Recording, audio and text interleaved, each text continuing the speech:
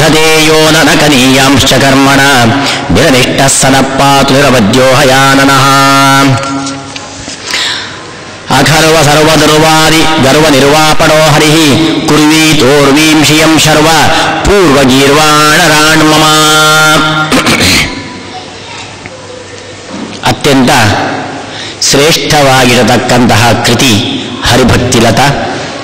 392 ಶ್ಲೋಕಗಳನ್ನು ಒಳಗೊಂಡಂತಹ ಒಂದು ಅದ್ಭುತವಾಗಿರತಕ್ಕಂತಹ ಗ್ರಂಥ.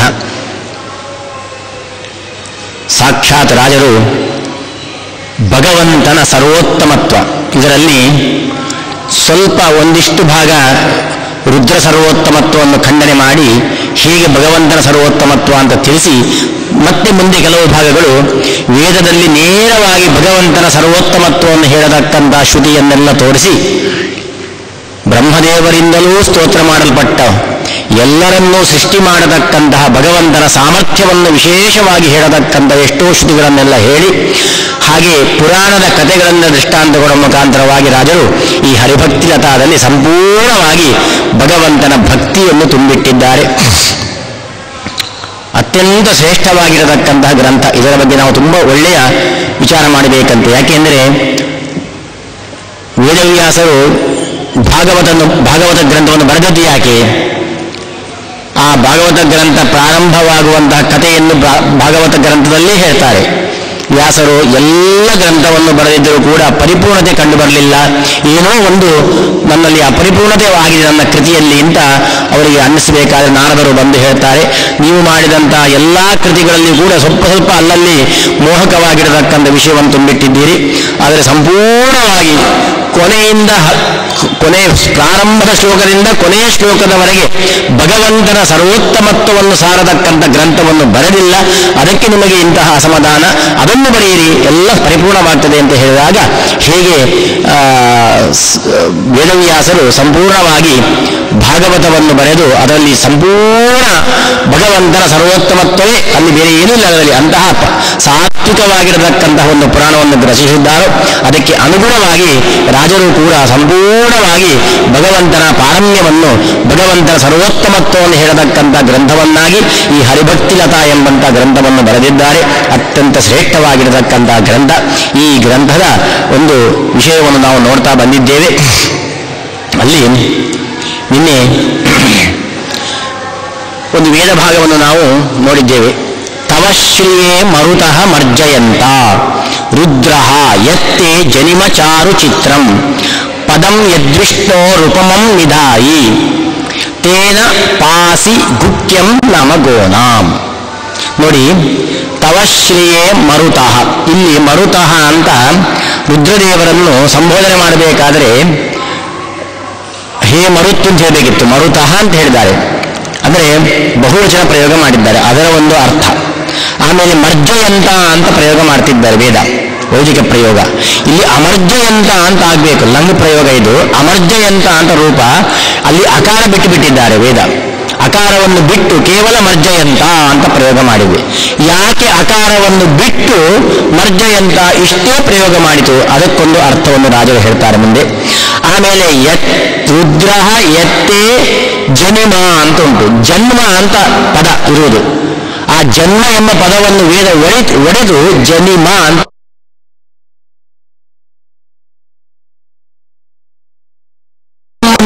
ರೀತಿಯಾಗಿ ಹೇಳಿದ್ದು ಯಾಕೆ, ಅದಕ್ಕೂ ರಾಜರೊಂದು ಕಾರಣ ಕೊಡ್ತಾರೆ.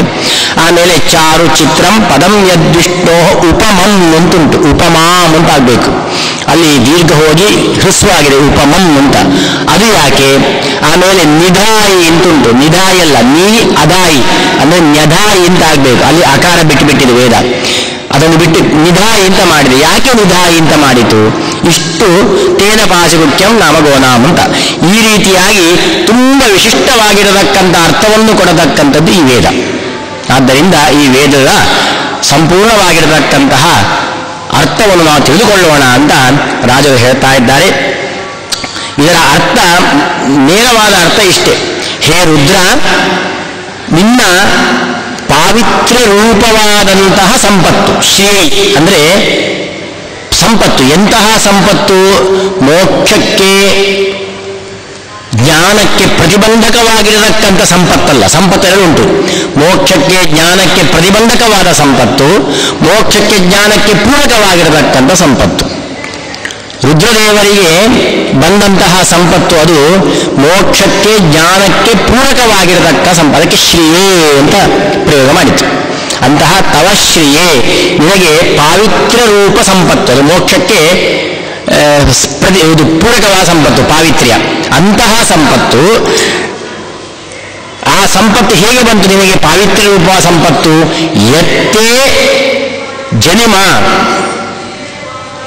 ನಿನಗೆ ಯಾರು ಜನ್ಮವನ್ನು ಕೊಟ್ಟವರು? ಮರುತಃ ಬ್ರಹ್ಮದೇವರು.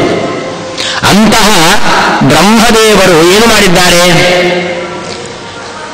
ಚಾರು ಚಿತ್ರಂ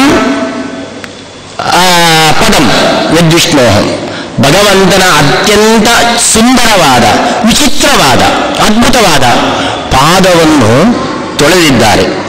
ಅಂತಹ ಉಪಮಂ ಅಂದರೆ ಸಮೀಪದಲ್ಲಿಯೇ ಇದ್ದು ಸೇವೆಯನ್ನು ಮಾಡತಕ್ಕಂಥ ಲಕ್ಷ್ಮೀದೇವಿಯಂತೆ,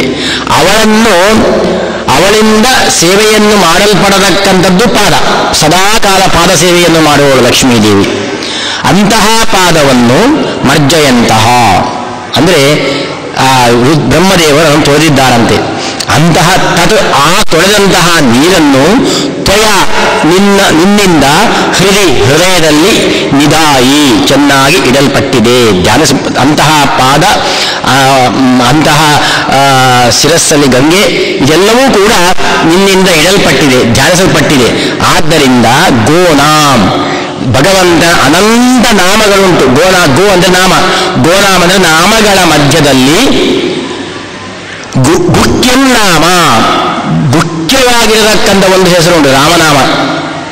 ರುದ್ರದೇವರು ಅಂತಹ ಭಗವಂತ ಅನಂತ ನಾಮಗಳಲ್ಲಿ ಶ್ರೇಷ್ಠವಾದ, ಪವಿತ್ರವಾದ, ಮುಖ್ಯವಾಗಿರತಕ್ಕಂಥ ಒಂದು ನಾಮ, ಅದು ರಾಮನಾಮ ಅಂತೆ.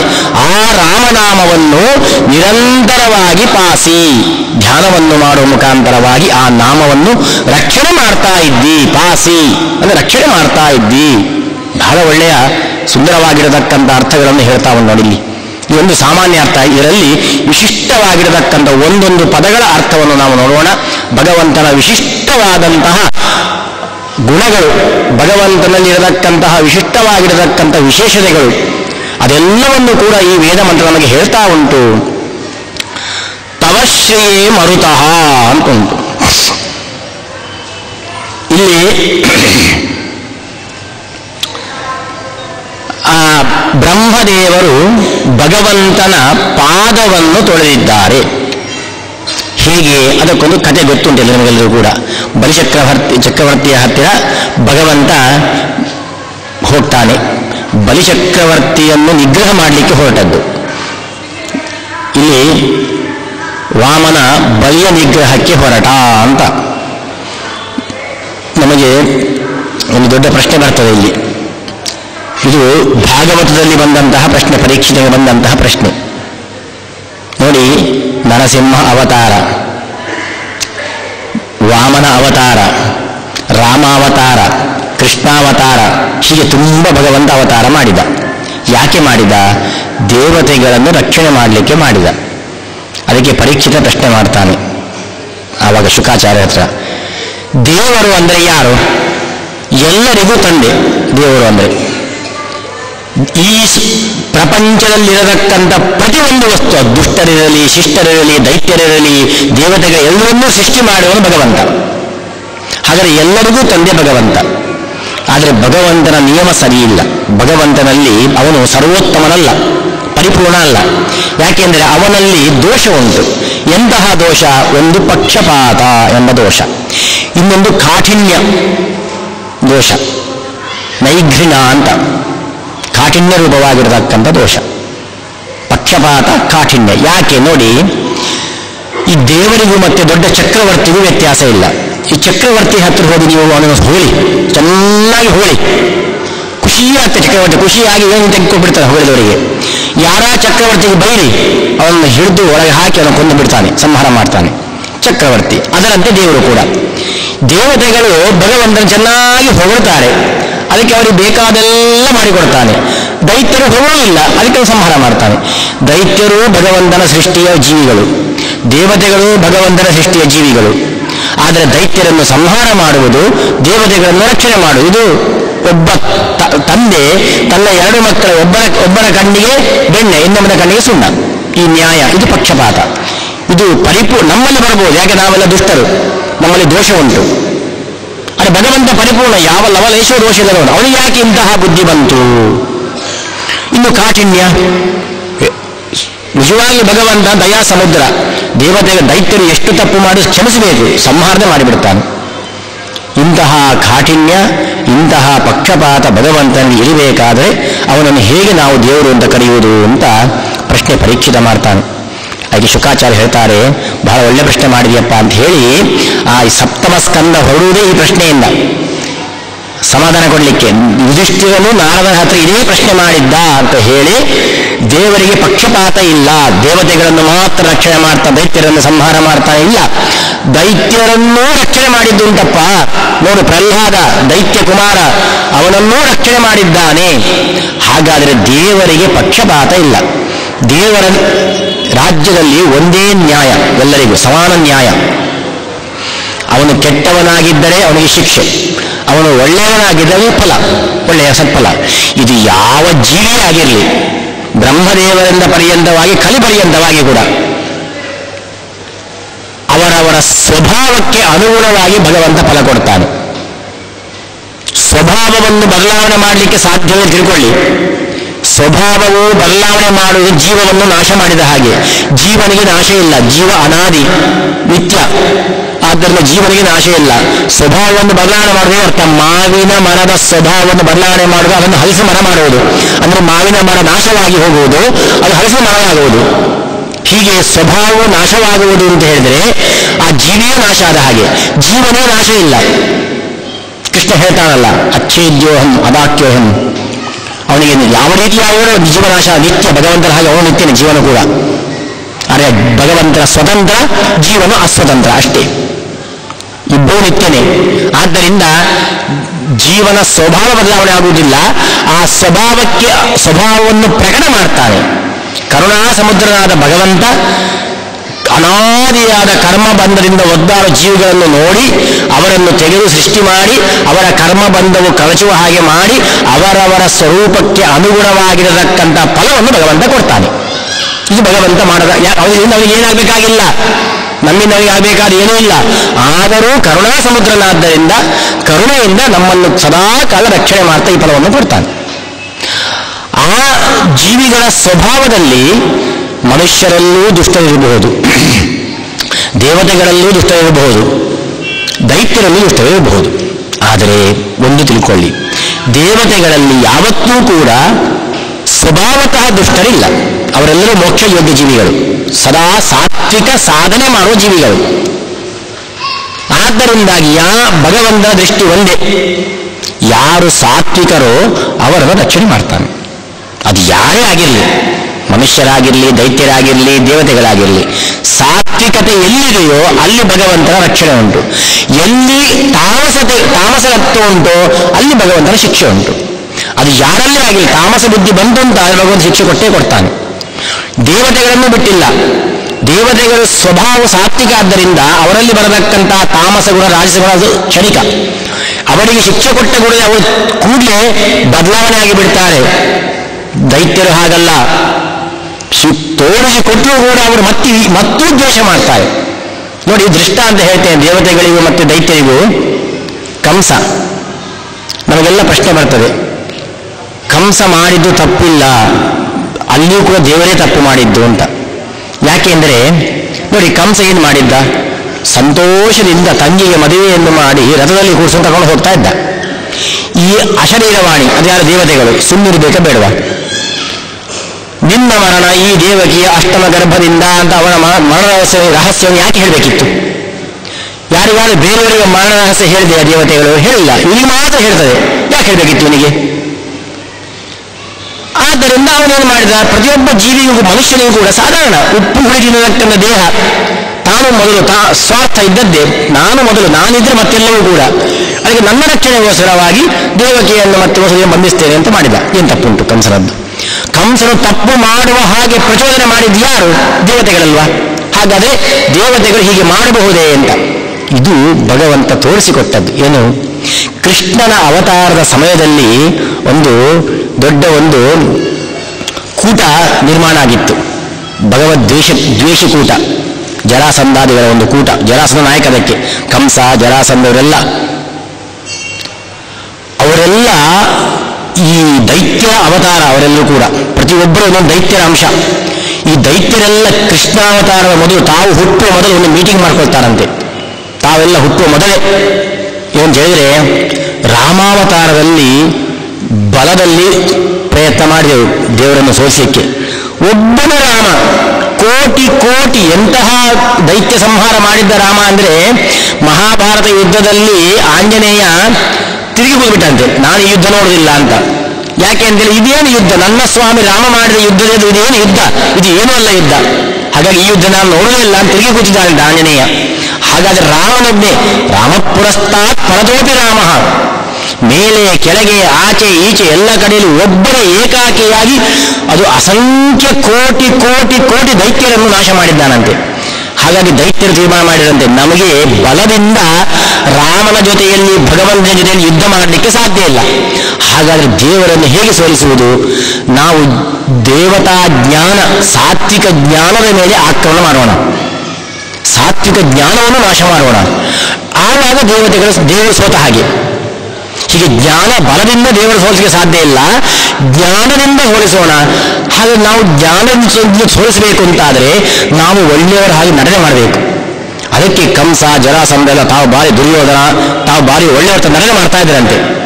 ಕೃಷ್ಣ ಇವರ ಮುಖವಾಡ ಕಳಿಸಬೇಕಿತ್ತು ಮೊದಲು, ಅದಕ್ಕೊಂದು ಅಶರೀರವಾಣಿ ಮಾಡಿಸಿಬಿಟ್ಟ. ನೋಡಿ, ನಿಜವಾಗಿಯೂ ಕಂಸ ಒಳ್ಳೆಯವನಾಗಿದ್ದರೆ ಪರೀಕ್ಷಿತ ನನಗೆ 7 ದಿವಸದಲ್ಲಿ ಮರಣ ಅಂತ ಗೊತ್ತಾಯಿತು, ಸಂತೋಷದಿಂದ ಸ್ವೀಕಾರ ಮಾಡಿದ. ಮರಣ ಅಂದರೆ ನಮ್ಮ ಜೀವನದ ಆವೃತ ಸ್ನಾನ, ಸಂತೋಷದಿಂದ ಸ್ವೀಕಾರ ಮಾಡ್ತೇನೆ ಅಂತ ಪರೀಕ್ಷಿತ 7 ದಿವಸದಲ್ಲಿ ನಾನು ಹೇಗೆ ಸಾಧನೆ ಮಾಡಲಿ ಅಂತ ಶುಕಾಚಾರ್ಯ ಬದಿಯಲ್ಲಿ ಕೂತ್ಕೊಂಡು ಪ್ರತಿನಿತ್ಯ ಅನ್ನ ಆಹಾರ ನಿದ್ರೆಗಳನ್ನು ಬಿಟ್ಟು ಭಗವಂತನ ಚರಿತ್ರೆಯನ್ನು ಕೇಳಿದ, ಕಥೆಯನ್ನು ಕೇಳಿದ. ಕಟ್ಟುವಂಗ ಅಂತ ಒಬ್ಬ ರಾಜ ಇದ್ದ, ಒಂದು ಮುಹೂರ್ತದಲ್ಲಿ ನನ್ನ ಮರಣ ಆಗ್ತಾ ತಿಳ್ಕೊಂಡು ಒಂದು ಮುಹೂರ್ತದಲ್ಲಿ ಸಾಧನೆಯನ್ನು ಮಾಡಿದ ಅಂತ. ಯಾರು ಸಜ್ಜನರು ಮರಣಕ್ಕೆ ಭಯಪಡುವುದಿಲ್ಲ, ದುಷ್ಟರು ಮರಣಕ್ಕೆ ಭಯ ಬರ್ತಾರೆ. ಇವನ ದುಷ್ಟ ಮುಖವಾಡವನ್ನು ಏನಿದೆ, ಇವನ ಒಳ್ಳೆಯ ಮುಖವಾಡ ಇದೆ, ಅದನ್ನು ಕಳಚಿ ಹಾಕಿ ಅವನ ಸ್ವಭಾವ ತೋರಿಸಬೇಕಿತ್ತು ದೇವತೆಗಳಿಗೆ. ಅದಕ್ಕೆ ಅಶರೀರವಾಣಿಯನ್ನು ಮಾಡಿಸಿದರು. ಮಾಡಿದ ಕೂಡಲೇ ಆದದ್ದಲ್ಲಿ ಕಂಸನ ನಿಜವಾಗಿರತಕ್ಕಂಥ ಸ್ವಭಾವದ ಪ್ರಕಟವಾದದ್ದು. ಅಲ್ಲಿ ನಿಜವಾಗಿ ಏನು ಗೊತ್ತಾಯ್ತು, ಅವನು ಕೂಡಲೇ ನಾನು ಬದುಕಬೇಕು, ನಾನು ಉಳಿಬೇಕು, ಮತ್ತೆ ನಾನು ಉಳಿಯುವುದು ಅವನು ಹೇಳ್ತಾರೆ ಮುಂದೆ. ಯಾರು ಮಕ್ಕಳನ್ನು ಕೊಂದು ಹಾಕಿ, ಬ್ರಾಹ್ಮಣರನ್ನು ಕೊಂದು ಹಾಕಿ, ದೇವರ ಪೂಜೆ ಯಾಗ ಮಾಡೋದನ್ನು ಕೊಂದು ಹಾಕಿ ಬಿಡ್ತಾರೆ ಕಂಸ. ಅಲ್ಲಿ ಪ್ರಕಟ ಆಯಿತು ದುಷ್ಟ ಬುದ್ಧಿ. ಹೀಗಾಗಿ ಅವರವರ ಸ್ವಭಾವವನ್ನು ಪ್ರಕಟ ಮಾಡಲಿಕ್ಕೋಸ್ಕರ ಭಗವಂತ ಅಲ್ಲಿ ನಾಟಕ ಮಾಡ್ತಾನಂತೆ, ತೋರಿಸಿಕೊಡ್ತಾನಂತೆ. ಸುಮ್ಮನೆ ಕಂಸನನ್ನು ಕೊಲ್ಲಿಲ್ಲ ಕೃಷ್ಣ, ಎಷ್ಟು ದುಷ್ಟನಾಗಿದ್ದ ಅಂತ ತೋರಿಸಿಕೊಟ್ಟಿದ್ದಾನ. ಅವನ ದುಷ್ಟ ಸ್ವಭಾವವನ್ನು ತೋರಿಸಿಕೊಟ್ಟು ಅವನಿಂದ ಕೆಟ್ಟ ಸಾಧನೆ ಮಾಡಿಸಿ ಅದಕ್ಕೆ ಅನುಗುಣವಾಗಿರತಕ್ಕಂಥ ಅಂಧಂ ತಮಸ್ಸನ್ನು ಕೊಡಬೇಕಾಗಿತ್ತು. ಹೀಗೆ ಅದು ಸಾತ್ವಿಕರು ನೋಡಿ, ಪ್ರಹ್ಲಾದ ದೈತ್ಯನ ಮಗ, ಬಲಿಚಕ್ರವರ್ತಿ ದೈತ್ಯ, ಅವರೆಲ್ಲರಿಗೂ ಕೂಡ ಅವರೆಲ್ಲ ಸಾತ್ವಿಕರು. ಅವರೆಲ್ಲರಿಗೂ ಕೂಡ ಭಗವಂತ ಮೋಕ್ಷವನ್ನು ಕೊಟ್ಟಿದ್ದಾನೆ. ಮೋಕ್ಷ ಕೊಡಲಿಕ್ಕೆ ಅವನಿಗೆ ದೇವತೆಗಳು ಮಾತ್ರ ಅಂತಲ್ಲ, ಯಾರಾದರೂ ಸರಿ ಸಾತ್ವಿಕರಾಗಬೇಕು, ಸಾತ್ವಿಕ ಬುದ್ಧಿಯುಳ್ಳವರಾಗಬೇಕು. ಅದು ಯಾರು ಮನುಷ್ಯರ, ಅದಕ್ಕೆ ಹೇಳ್ತಾರೆ ಶಾಸ್ತ್ರದಲ್ಲಿ ಎಲ್ಲರಿಗೂ ಸಾತ್ವಿಕ ಬುದ್ಧಿ ಇಲ್ಲ ಅಂತ. ದೇವತೆಗಳಿಗೆಲ್ಲ ಇರುವ ಸಾತ್ವಿಕ ಬುದ್ಧಿ, ಮನುಷ್ಯೋತ್ತಮರಿಗೆ, ಚಕ್ರವರ್ತಿಗಳಿಗೆ, ಋಷಿಗಳಿಗೆ ಸಾತ್ವಿಕ ಬುದ್ಧಿ, ದೈತ್ಯರಿಗೆ ಸದಾ ಕಾಲ ತಾಮಸ ಬುದ್ಧಿ. ಅದರಲ್ಲಿ ಅಪರೂಪವಾಗಿ ಕೆಲವರು ಪ್ರಹ್ಲಾದನಂತವರು ಹುಡ್ತಾರಂತೆ. ಆದ್ದರಿಂದ ಮನುಷ್ಯರಲ್ಲೂ ದೇವತೆಗಳಿದ್ದಾರೆ. ಯಾರು ಮನುಷ್ಯರಲ್ಲಿ ಸಾತ್ವಿಕರಾಗಿದ್ದಾರೋ ಅವರೆಲ್ಲ ದೇವತೆಗಳೇ. ದೇವತೆಗಳಂದ್ರೆ ಏನು? ದೇವನೊಬ್ಬನೇ, ದೇವತೆಗಳು ಹಲವು, ದೇವನು ಭಗವಂತ. ದೇವತೆಗಳಂದ್ರೆ ಯಾರು? ಸಾಧಕರು ಅಂತ ಅರ್ಥ. ಒಳ್ಳೆಯ ಮಾರ್ಗದ ಸಾತ್ವಿಕ ಮಾರ್ಗದ ಸಾಧನೆ ಮಾಡುವುದು ದೇವತೆಗಳೇ. ನಮಗಿಂತ ಬ್ರಹ್ಮದೇವರು ತುಂಬಾ ಸಾಧನೆ ಮಾಡಿದ್ದಾರೆ, ಅವರ ಪಟ್ಟ ದೊಡ್ಡದು. ನಾವು ಅಂತಹ ಸಾಧನೆ ಮಾಡಲಿಕ್ಕೆ ಆಗ್ತಿಲ್ಲ, ಅದು ನಾವು ಕೆಳಗಿದ್ದೇವೆ. ಆದ್ದರಿಂದ ನಾವೆಲ್ಲ ಸಾಧನೆಯನ್ನು ಮಾಡಿ ಮಾಡಿ ಮಾಡಿ ದೇವತೆಗಳು ಆಗಬಹುದು, ಅಂದರೆ ದೇವತೆಗಳಂತೆ ನಾವು ಕೂಡ ಉತ್ತಮರಾಗಬಹುದು. ಆದ್ದರಿಂದ ಸಾತ್ವಿಕ ಬುದ್ಧಿ ಏನಿದೆ ಇದು ನಿಜವಾಗಿರತಕ್ಕಂಥ ದೇವತಾ ಬುದ್ಧಿ. ರಾಜಸ ಬುದ್ಧಿ ಅದು ಮನುಷ್ಯ ಬುದ್ಧಿ, ತಾಮಸ ಬುದ್ಧಿ ದೈತ್ಯ ಬುದ್ಧಿ. ಈ ಮನುಷ್ಯರಲ್ಲಿ ಇರಬಹುದು, ದೇವತೆಗಳಲ್ಲಿ ಯಾರೂ ಇರಬಹುದು. ಆದರೆ ಸಾತ್ವಿಕ ಬುದ್ಧಿ ಎಲ್ಲಿ ಉಂಟು ಅಲ್ಲಿ ಭಗವಂತನಿದ್ದಾನೆ. ರಾಜಸ ಬುದ್ಧಿ ಇದ್ದಲ್ಲಿ ಭಗವಂತ ಮಿಶ್ರನಾಗಿರ್ತಾನೆ. ತಾಮಸ ಬುದ್ಧಿ ಇದ್ದರೆ ಸದಾಕಾಲ ಖಂಡನೆ ಮಾಡ್ತಿರ್ತಾನೆ ಅವರನ್ನು. ಇದು ನಿಯಮ, ವೇದದಿಂದ ಬಂದಂಥ ನಿಯಮ. ಅದನ್ನು ಭಗವಂತ ಪಾಲಿಸ್ತಾ ಇದ್ದಾನೆ. ತಾನೇ ವೇದದ ಮುಖಾಂತರ ಮಾಡಿದ ನಿಯಮ ಏನಿದೆ ಅದಕ್ಕೆ ತಾನು ಬಂಧ ತರುವುದಿಲ್ಲ. ಆದ್ದರಿಂದ ಭಗವಂತ ಅವತಾರವನ್ನು ಮಾಡ್ತಾನೆ ಅಂತ ಹೇಳಿದರೆ ಅದರಲ್ಲಿ ಸಾತ್ವಿಕರನ್ನು ಉದ್ಧಾರ ಮಾಡತಕ್ಕಂತಹ ಅಂಶ ಇರ್ತದೆ. ವಾಮನನಾಗಿ ಅವತಾರ ಮಾಡಿದ್ದಾನೆ ಅಂತ ಹೇಳಿದರೆ ಬಲಿಚಕ್ರವರ್ತಿ ನಿಗ್ರಹ ಮಾಡಬೇಕಿತ್ತು. ಎಂತಹ ನಿಗ್ರಹ? ಇಂದ್ರನಿಗೆ ಒಳ್ಳೆಯದು ಮಾಡಬೇಕಿತ್ತು. ಏನರ್ಥ ನೋಡಿ, ನಿಯಮ ಉಂಟು. ಒಂದು ಕಲ್ಪಕ್ಕೆ ಒಬ್ಬ ಇಂದ್ರ ಅಂತ, ಇಬ್ಬರು ಇಂದ್ರ ಆಗಲಿಕ್ಕೆ ಸಾಧ್ಯವೇ ಇಲ್ಲ. ನಿಯಮ ಅದು ಭಂಗ ಆಗುವುದೇ ಇಲ್ಲ.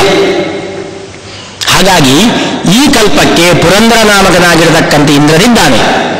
ಮುಂದಿನ ಕಲ್ಪಕ್ಕೆ ಇಂದ್ರ ಬೇಕಾದ್ರೆ ಬಲಿಯಾಗ್ತಾನೆ. ಆದರೆ ಬಲಿ ಏನು ಬಯಸಿದ? ಈ ಕಲ್ಪಕ್ಕೆ ನಾನು ಇಂದ್ರನಾಗಬೇಕು ಅಂತ ಬಯಸಿದ. ಅದು ತಪ್ಪು. ಅದು ದೇವತೆಗಳ ನಿಯಮದ ಪ್ರಕಾರ ತಪ್ಪದು. ಅದು ಯಾರಿಂದಲೂ ಸಾಧ್ಯ ಇಲ್ಲ, ಹಾಗೆ ಮಾಡಲಿಕ್ಕೆ ಸಾಧ್ಯನೇ ಇಲ್ಲ. ಆ ಥರ ತನಗೆ ಸಾಧ್ಯವಿಲ್ಲದ್ದನ್ನು ತಾನು ಬಯಸಿಬಿಟ್ಟ ಅಂತಾದರೆ ಆವಾಗ ಭಗವಂತ ಅದು ಯಾರೂ ನೋಡುವುದಿಲ್ಲ. ಪ್ರತಿಯೊಬ್ಬರನ್ನು ಕೂಡ ಭಗವಂತ ತನಗೆ ಅಸಾಧ್ಯವಾದದ್ದನ್ನು ತಾನು ಬಯಸಿದ ಅಂತಾದರೆ ಭಗವಂತ ಅದನ್ನು ನಿಗ್ರಹ ಮಾಡಿಯೇ ಮಾಡ್ತಾನೆ. ಆದ್ದರಿಂದ ಅದಕ್ಕೋಸ್ಕರವಾಗಿ ಬಲಿಯನ್ನು ನಿಗ್ರಹ ಮಾಡಲಿಕ್ಕೆ ಹೋದ ಹೊರತಾಗಿ ಬಲಿಯನ್ನು ಸಂಹಾರ ಮಾಡಬೇಕು, ದೇವತೆಗಳಿಗೂ ಕೆಲವು ಪಕ್ಷಪಾತ ತೋರಿಸಿದ ಅಂತ ಅರ್ಥ ಅಲ್ಲ. ಆದರೆ ಇನ್ನೂ ಅನೇಕವಾಗಿರತಕ್ಕಂಥ ತೋರಿಸ್ತಾರೆ ನೋಡಿ, ಇಲ್ಲಿ ಹೇಳ್ತಾರೆ. ಅಂದರೆ ಭಗವಂತ ಬಲಿಚಕ್ರವರ್ತಿ ಮನೆಗೆ ಹೋದ, ಅಲ್ಲಿ ವಾಮನಾಗಿ 3 ಹೆಜ್ಜೆಯನ್ನು ಬೇಡಿದ, ತನಗೆ 3 ಹೆಜ್ಜೆ ದಾನವನ್ನು ಕೊಟ್ಟ. ಒಂದು ಹೆಜ್ಜೆಯಲ್ಲಿ ಎಲ್ಲ 7 ಲೋಕಗಳನ್ನು, ಇನ್ನೊಂದು ಹೆಜ್ಜೆಯಲ್ಲಿ ಮೇಲಿನ 7 ಲೋಕಗಳನ್ನು ವ್ಯಾಪಿಸಿಬಿಟ್ಟ. ಹೇಗೆ ತ್ರಿವಿಕ್ರಮನಾಗಿ ಬೆಳೆದ. ವಾಮನನಾದಂತಹ ಭಗವಂತ ತಾನು ತ್ರಿವಿಕ್ರಮನಾಗಿ ಬೆಳೆದು ಇಡೀ ಬ್ರಹ್ಮಾಂಡವನ್ನೇ ವ್ಯಾಪಿಸಿಬಿಟ್ಟ. ಕೇವಲ ಭಗವಂತ ಬ್ರಹ್ಮಾಂಡದ ಒಳಗಿರುವನಲ್ಲ, ಬ್ರಹ್ಮಾಂಡದ ಹೊರಗೂ ಇದ್ದಾನೆ ತೋರಿಸಬೇಕಾಗಿದೆ. ಅದಕ್ಕೆ ತನ್ನ ಕಾಲಿನ ಉಗುರಿನಿಂದ ಬ್ರಹ್ಮಾಂಡ ಕರ್ಪರವನ್ನು ಸೀಳಿಬಿಟ್ಟ. ಬ್ರಹ್ಮಾಂಡಕ್ಕೊಂದು ಪರದೆ ಉಂಟು, ಅದರ ಹೊರಗಿರತಕ್ಕ ನೀರು, ಸಂಪೂರ್ಣ ನೀರು, ಅಲ್ಲಿಯೂ ಭಗವಂತನಿದ್ದಾನೆ. ಆ ಕರ್ಪರವನ್ನು ಸೀಳಿಬಿಟ್ಟ. ಅದರ ಕರ್ಪರದ ಸೀಳಿದಂತಹ ಬದಿಯಿಂದ ಒಂದಿಷ್ಟು ನೀರು ಒಳಗೆ ಬಂತು. ಬಂದ ಕೂಡಲೇ ತ್ರಿವಿಕ್ರಮನ ನಖದಿಂದ ಬಂದ ನೀರಾದ್ದರಿಂದ ಅದನ್ನು ಬ್ರಹ್ಮದೇವರು ಕಮಂಡಲುಯಲ್ಲಿ ಸಂಗ್ರಹ ಮಾಡಿಟ್ಟಂತೆ. ಆಮೇಲೆ ಅದೇ ತ್ರಿವಿಕ್ರಮನ ಅದ್ಭುತವಾದ ಪಾದವನ್ನು ಆ ನೀರಿನಿಂದ ತೊಳೆದು ಬಿಟ್ಟರಂತೆ. ಎಂತಹ ಒಂದು ಅದ್ಭುತವಾದ ನೀರು ನೋಡಿ ಅದು. ಭಗವಂತನ ನಖದಿಂದ, ಹರಿಪದ ನಖದಿಂದ ಉದಿಸಿ ಬಂದಳು ಗಂಗೆ. ಸ್ವಯಂ ಭಗವಂತನ ಪಾದವನ್ನು ತೊಳೆದುಕೊಂಡು ಬಂದಳು. ಆಮೇಲೆ ಕೆಳಗೆ ಬಂದಂಥ ಗಂಗೆ. ಆದ್ದರಿಂದ ಅದು ಅತ್ಯಂತ ಪವಿತ್ರವಾಗಿರತಕ್ಕಂತಹ ಗಂಗೆ. ಎಂತಹ ಪಾದ! ವೇದ ಹೇಳ್ತಾ ಉಂಟು, ಭಗವಂತನ ಪಾದ ನಮ್ಮ ಪಾದದ ಹಾಗೆಯೋ? ನಮ್ಮ ಪಾದ ಹಾಗೆ ಅಲ್ಲ. ಭಗವಂತನ ಪಾದ ಚಿತ್ರಂ, ಚಾರು ಚಿತ್ರಂ. ಭಗವಂತನ ಪಾದ ಅಂದರೆ ಅತ್ಯಂತ ಸುಂದರವಾದ ಪಾದ ಅಂತೆ. ವಾಸ್ತವಿಕವಾಗಿ ಲಕ್ಷ್ಮೀದೇವಿಯ ಪಾದವು ಸುಂದರ, ಪ್ರಾಣದೇವರ ಆಂಜನೇಯನ ಪಾದವು ಸುಂದರ. ಆದರೆ ಅದಕ್ಕಿಂತಲೂ ಅದ್ಭುತವಾಗಿರತಕ್ಕಂತಹ ಪಾದ, ಯಾರಿಂದಲೂ ಊಹಿಸಲು ಆಗದಂತಹ ಪಾದ ಅಂದರೆ ಅದು ಭಗವಂತನ ಪಾದ ಅಂತೆ. ಕೇವಲ ಸುಂದರ ಅಲ್ಲ, ಚಿತ್ರಪಾದ, ವಿಚಿತ್ರವಾದ ಪಾದ. ಭಗವಂತನ ಪಾದ ಅಂದರೆ ವಿಚಿತ್ರವಾದ ಪಾದ ಅಂತ ಹೇಳ್ತಾರೆ. ಇದಕ್ಕೆ ದೃಷ್ಟಾಂತ ನೋಡಿ, ರಾಮಾಯಣದಲ್ಲಿ ಕಥೆ ಬರ್ತದೆ. ಅಹಲ್ಯೋದ್ಧಾರ. ಅಹಲ್ಯೆ ಕಲ್ಲಾಗಿ ಕೂತಿದ್ದಾಳೆ, ರಾಮ ಬರ್ತಾನೆ, ಅಹಲ್ಯೆಯನ್ನು ಉದ್ಧಾರ ಮಾಡ್ತಾನೆ ಅಂತೇಳಿ. ಹೇಗೆ? ರಾಮಾಯಣದಲ್ಲಿ ಬರತಕ್ಕಂಥದ್ದು ಸುಂದರವಾಗಿದೆ. ಕಾಲನ್ನು ಮುಟ್ತಾನೆ, ಕಾಲಿನಿಂದ ಕಾಲಿನ ಸ್ಪರ್ಶ ಆದ ಕೂಡಲೇ ಅಹಲ್ಯೆ, ಕಲ್ಲಾಗಿದ್ದ ಅಹಲ್ಯೆ ಮತ್ತೆ ಹೆಣ್ಣಾಗ್ತಾನೆ, ನಮಗೆ ಗೊತ್ತಿದೆ ಕತೆ. ಆದರೆ ಆಚಾರ್ಯರು, ಶ್ರೀಮದಾಚಾರ್ಯರು ತಾತ್ಪರ್ಯದಲ್ಲಿ ಬೇರೆನೇ ಹೇಳ್ತಾರೆ.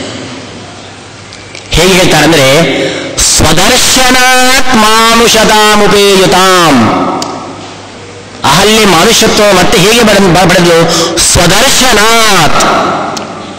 ಭಗವಂತ ಕಲ್ಲನ್ನು ನೋಡಿದ್ದರಿಂದ ಅವಳು ಮತ್ತೆ ಶಿಲೆಯಾದಳು, ಮತ್ತೆ ಹೆಣ್ಣಾದಳು, ಮನುಷ್ಯರಾದಳು. ಇದು ಆಚಾರ್ಯಗಳ ನಿರ್ಣಯ. ನಿರ್ಣಯ ಕೊಟ್ಟಿದ್ದಾರೆ ಆಚಾರ್ಯರು. ಹೇಗೆ ಕೂಡಿಸುವುದು ಇದಕ್ಕೆ? ಅದಕ್ಕೆ ವೇದ ಹೇಳ್ತುಂಟು ಚಿತ್ರಂ. ಭಗವಂತನ ಪಾದ ನಮ್ಮ ಹಾಗೆ ಅಲ್ಲ, ಭಗವಂತನ ಪಾದ ಚಿತ್ರಂ. ನಮ್ಮದು ನೋಡಿ, ನಮ್ಮ ದೇಹ ಹೇಗೆ ಕಣ್ಣಿನಿಂದ ನೋಡ್ಲಿಕ್ಕೆ ಸಾಧ್ಯ, ಕಾಲು ನಡಲಿಕ್ಕೆ ಮಾತ್ರ ಸಾಧ್ಯ, ಕಿವಿಯಿಂದ ಕೇಳಲಿಕ್ಕೆ ಮಾತ್ರ ಸಾಧ್ಯ. ಭಗವಂತನ ಪಾದ ಹಾಗಲ್ಲ. ಪ್ರತಿಯೊಂದು ಇಂದ್ರಿಯಗಳಿಂದ ಪ್ರತಿಯೊಂದು ಕ್ರಿಯೆ ಆಗ್ತದಂತೆ.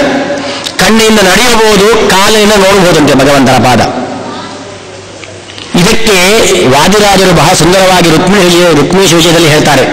ಅವರು ಬಹಳ ಲಾಲಿತ್ಯವಾಗಿ ಹೇಳ್ತಾ ಈ ಅರ್ಥವನ್ನು ಕೊಟ್ಟಿದ್ದಾರೆ ಆ ರುಕ್ಮಿಣೀಶ ವಿಷಯದಲ್ಲಿ. ಆ ಗೋಪಿಕಾಸ್ತ್ರೀಯರ ಹತ್ತಿರ ಗೋಪಿಕಾಸ್ತ್ರೀಯರೆಲ್ಲ ಯಶೋದೆ ಹತ್ತಿರ ಬಂದು ದೂರು ಕೊಡ್ತಾ ಇದ್ದಾರೆ. ಕೃಷ್ಣ, ಅಮ್ಮ ಯಶೋದೆ, ನಿನ್ನ ಮಗ ಕೃಷ್ಣ ಮಾಡತಕ್ಕಂತಹ ಒಂದೊಂದು ಚೇಷ್ಟೆಗಳು ಏನದು, ಅದು ನಮಗೆ ಹೇಳಲಿಕ್ಕೆ ಸಾಧ್ಯ ಇಲ್ಲ, ಅದು ಅಲೌಕಿಕವಾದ ಚೇಷ್ಟೆ ಅದು. ಒಬ್ಳು ಹೇಳ್ತಾಳೆ, ನಿನ್ನ ಮಗ ಎಂತ ಕೆಲಸ ಮಾಡಿದ, ನನಗೆ ಆಶ್ಚರ್ಯ ಆಯ್ತು ಅಂತ ಹೇಳ್ತಾಳೆ ಅವಳು. ಹೇಗೆ ಅಂದ್ರೆ, ಕ್ವಚಿಶ್ಚ ಪಾದೇನ ಸಮೀಕ್ಷತೆ ಸಖಿ, ರಾಜ ಹೇಳ್ತಾರಲ್ಲಿ, ನಿನ್ನ ಮಗ ಕೃಷ್ಣ ಏನು ಮಾಡ್ತಾನೆ ಅಂದ್ರೆ, ನೋಡು ಮನೆಗೆ ಬಂದ, ನಾನು ನೋಡ್ತಾ ಇದ್ದೇನೆ ಒಳಗಿಂದ, ಬೆಣ್ಣೆಯನ್ನು ಕದಿಲಿಕ್ಕೆ ಹೋಗ್ತಾ ಇದ್ದಾನೆ. ಹೋಗಬೇಕಾದ್ರೆ ಅವನ ಮುಖ ಎಲ್ಲಿತ್ತು ಅಂದ್ರೆ ಬಾಗಿಲ ಹತ್ರ ಉಂಟು. ಹೋಗುವುದು ಮುಂದೆ, ಅಕ್ಕಪಕ್ಕದಲ್ಲೆಲ್ಲ ಮಡಿಕೆಗಳುಂಟು. ಬಾಗಿಲ ಹತ್ತಿರ ನೋಡಿಕೊಂಡು ಹೋಗ್ತಾ ಇದ್ದಾನೆ. ಒಂದೇ ಒಂದು ಮಡಿಕೆಯನ್ನು ಮುಟ್ಟುವುದಿಲ್ಲ, ನೇರವಾಗಿ ಆ ಮಡಿಕೆ, ಹಾಲಿನ ಮಡಿಕೆಯಲ್ಲಿ ಅಲ್ಲಿಗೆ ಹೋಗ್ತಿದ್ದಾನೆ. ನೋಡ್ತಾ ಇಲ್ಲ, ಮುಖ ಹಿಂದೆ ಉಂಟು, ಬಾಗಿಲಲ್ಲಿ ಯಾರು ಬರ್ತಾರೆ ನೋಡ್ತಾ ಇದ್ದಾನೆ, ಹೋಗುವುದು ಮಾತ್ರ ಅಲ್ಲಿಗೆ. ಅದಕ್ಕೆ ಕ್ವಚಿಚ್ಚ ಪಾದೇನ ಸಮೀಕ್ಷತೆ ಸಖಿ. ಕೆಲವೊಮ್ಮೆ ಕೃಷ್ಣ ಮಾಡುವ ಲೀಲೆ ಪಾದದಿಂದ ನೋಡ್ಕೊಂಡು ಹೋಗ್ತಾ ಇದ್ದಾನೆ ನವಾಗ. ಯಾಕೆಂದ್ರೆ ಮುಖ ಹಿಂದೆ ಹಾಕಿದ್ದಾನೆ, ನೋಡುವುದು ಯಾವೇ, ಕಾಲಿಂದ ನೋಡ್ಕೊಂಡು ಹೋಗ್ತಾ ಇದ್ದಾನೆ. ಹಾಗಾದರೆ ಭಗವಂತನ ಇಂದ್ರಿಯಗಳು ನಮ್ಮ ಹಾಗಲ್ಲ, ಅವನದ್ದು ಅಲೌಕಿಕ, ಅವನ ದೇಹವೇ ಅಪ್ರಾಕೃತ. ಭಗವಂತನಿಗೆ ಎಂದೂ ಯಾವತ್ತೂ ಎಲ್ಲೂ ಕೂಡ ಪ್ರಾಕೃತ ದೇಹವೇ ಇಲ್ಲ. ಪ್ರತಿಯೊಂದು ಅವನ ಅವತಾರದ ದೇಹವೂ ಕೂಡ ಅಪ್ರಾಕೃತ. ಕೃಷ್ಣಾವತಾರ ಸಮಾಪ್ತಿಯಲ್ಲಿ ಬೇಡ ವ್ಯಾಧ ಬಾಣವನ್ನು ಬಿಟ್ಟ ಕೃಷ್ಣ ಸತ್ತು ಹೋದ ಅಂತ ಎಲ್ಲ ನಮಗೆ ಕಥೆ ನೋಡ್ತೇವೆ. ಕೃಷ್ಣ ಸಾಯುವುದೇನು, ಅವನ ದೇಹಕ್ಕೆ ನಾಶವೇ ಇಲ್ಲ, ಅದು ಅಪ್ರಾಕೃತ ದೇಹ. ನಮ್ಮದು ಮಾತ್ರ ಪ್ರಾಕೃತ ದೇಹ ನಾಶವಾಗತಕ್ಕಂಥದ್ದು. ಅಪ್ರಾಕೃತ ದೇಹಕ್ಕೆ ಯಾವತ್ತೂ ನಾಶ ಇಲ್ಲ. ಭಗವಂತ ತಾನು ಅವತಾರ ಸಮಾಪ್ತಿಯನ್ನು ಮಾಡುವಾಗ ಈ ದೇಹ ತನ್ನ ಹಾಗೆ ಒಂದು ಪ್ರಾಕೃತ ದೇಹವನ್ನು ಮಾಡಿಟ್ಟು ಹೋದ ಅಷ್ಟೇ ಅಂತೆ. ತಾನು ಮಾತ್ರ ಹಾಗೆ ಹೋಗಿಬಿಟ್ಟ, ಅಪ್ರಾಕೃತ ದೇಹದಿಂದ ಹೋಗಿಬಿಟ್ಟ ವೈಕುಂಠಕ್ಕೆ. ಆದ್ದರಿಂದ ಭಗವಂತನ ದೇಹ ಅದು ಅಪ್ರಾಕೃತ, ನಾವು ಊಹಿಸಿದ ಹಾಗೆ ಇಲ್ಲ, ಅನಿರ್ವಚನೀಯವಾಗಿರತಕ್ಕಂಥ ಅವನ ದೇಹ. ಕಾಲಿನಿಂದ ನೋಡಬಹುದು, ಕಣ್ಣಿನಿಂದ ನಡೆಯಬಹುದು, ಕಿವಿಯಿಂದ ಮಾತಾಡಬಹುದು, ಏನು ಬೇಕಾದ್ರೆ ಭಗವಂತ ಮಾಡಬಹುದು. ಆದ್ದರಿಂದ ಅದಕ್ಕೆ ಅವನನ್ನು ಭಗವಂತ ಅಂತ ಕರೆದದ್ದು. ವ್ಯಾಪ್ತನಾದವನು, ಎಲ್ಲವನ್ನೂ ಮಾಡುವ ಶಕ್ತಿ ಉಳ್ಳವನು. ಆದ್ದರಿಂದ ಸ್ವದರ್ಶನಾದ ಮಾನುಷದಾಮುಪೇಯಿತಾಂ, ಕಾಲು ನೋಡಬಹುದಾದ್ದರಿಂದ ಆಚಾರ್ಯರು ಯಾಕೆ ಹೇಳಿದರು ಸ್ವದರ್ಶನಾಥ್ ಅಂದರೆ ಭಗವಂತನ ಪಾದ ಸಾಮಾನ್ಯ ಪಾದ ಅಲ್ಲ ಅಂತ ಹೇಳಬೇಕಿತ್ತು. ರಾಮದೇವರ ಪಾದ ಅಂದರೆ ಸಾಮಾನ್ಯ ಪಾದ ಅಲ್ಲ ಅಂತ ಹೇಳಬೇಕಿತ್ತಂತೆ. ಅದಕ್ಕೋಸ್ಕರವಾಗಿ ಬಹಳ ಸ್ವಾರಸ್ಯವಾಗಿ ಆ ರಾಮಾಯಣದ ಹೇಳ್ತಾರೆ. ಗುಹ ಮತ್ತೆ ರಾಮ ಅಯೋಧ್ಯೆಯಲ್ಲಿ ಬಿಟ್ಟು ಹೋಗುವಾಗ ದೋಣಿ ಹತ್ತಲಿಕ್ಕೆ ಬರ್ತಾನಂತೆ. ಆವಾಗ ಗುಹ ಹೇಳ್ತಾನಂತೆ, ರಾಮ ಸ್ವಲ್ಪ ತಡಿ, ನಿನ್ನ ಪಾದ ಸ್ವಲ್ಪ ತೊಳಿತೇನೆ ನಾನು ಅಂತ. ಯಾಕೆ ನಿನ್ನ ಪಾದದಲ್ಲಿ ಏನೋ ಒಂದು ಚೂರ್ಣ ಉಂಟಂತೆ, ಜಡವನ್ನು ಮನುಷ್ಯ ಮಾಡುವ ಚೂರ್ಣ. ಆವತ್ತು ಕಲ್ಲನ್ನು ಹೆಣ್ಣು ಮಾಡಿದ್ದು, ನನಗೆ ಇರುವುದು ಒಂದು ದೋಣಿ, ನಿನ್ನ ಜಡ ವಸ್ತು ಅದು, ಅದಕ್ಕೆ ನಿನ್ನ ಪಾದ ತಾಗಿ ಅದು ಹೆಣ್ಣಾಗಿ ಬಿಟ್ಟರೆ ಮತ್ತೆ ಹೆಣ್ಣು ನಾನೇ ಸಾಕಲಿ, ನನಗೆ ದೋಣಿಯಲ್ಲಿ ಹೋಗುದು ನಾನು. ರಾಮಾಯಣದಲ್ಲಿ ಬರತಕ್ಕಂಥ ಕಥೆ ಇದು. ಆದ್ದರಿಂದ ಇನ್ನ ಕಾಲನ್ನು ತೊಳಿತೇನೆ ಅಂತ ಹಾಸ್ಯವಾಗಿ ಅಂದರೆ ಭಗವಂತನ ಪಾದ ಸಾಮಾನ್ಯವಾದ ಪಾದ ಅಲ್ಲ ಅಂತ ಅಲ್ಲಲ್ಲಿ ತೋರಿಸಿಕೊಟ್ಟಿದ್ದಾರೆ. ಅದಕ್ಕೆ ಆಚಾರ್ಯರು ಹೇಳಿದ್ದು ಸ್ವದರ್ಶನಾಥ್ ಅಂತ, ಅಂದರೆ ದೇವರ ಪಾದ ಅಂದರೆ ನಮ್ಮ ಪಾದದ ಹಾಗೆ ಅಲ್ಲ, ಅದಕ್ಕೊಂದು ವಿಶಿಷ್ಟತೆ ಉಂಟು, ತಿಳ್ಕೊಳ್ಳಿ. ಅದಕ್ಕೆ ಯಾವುದು ಪ್ರಮಾಣ ಅಂದರೆ ಇದೇ ಜನಿಮ ಚಾರು ಚಿತ್ರಂ. ಭಗವಂತನ ಪಾದ ಅದು ಚಾರು, ಎಂತಹ ಪಾದ, ಅತ್ಯಂತ ಸುಂದರವಾಗಿರತಕ್ಕಂತಹ ಪಾದ ಅಂತೆ. ಭಗವಂತನ ಪಾದಕ್ಕೂ ಭಗವಂತನ ಮುಖಕ್ಕೂ ಯಾವ ವ್ಯತ್ಯಾಸವೂ ಇಲ್ಲ ಅಂತೆ. ಭಗವಂತನ ಮುಖ ಎಷ್ಟು ಸುಂದರವೋ ಅಷ್ಟೇ ಸುಂದರ ಭಗವಂತನ ಪಾದ. ಚಾರು ಅಂತ ಹೇಳಿದಂದ್ರೆ ಸೌಂದರ್ಯದಲ್ಲಿ,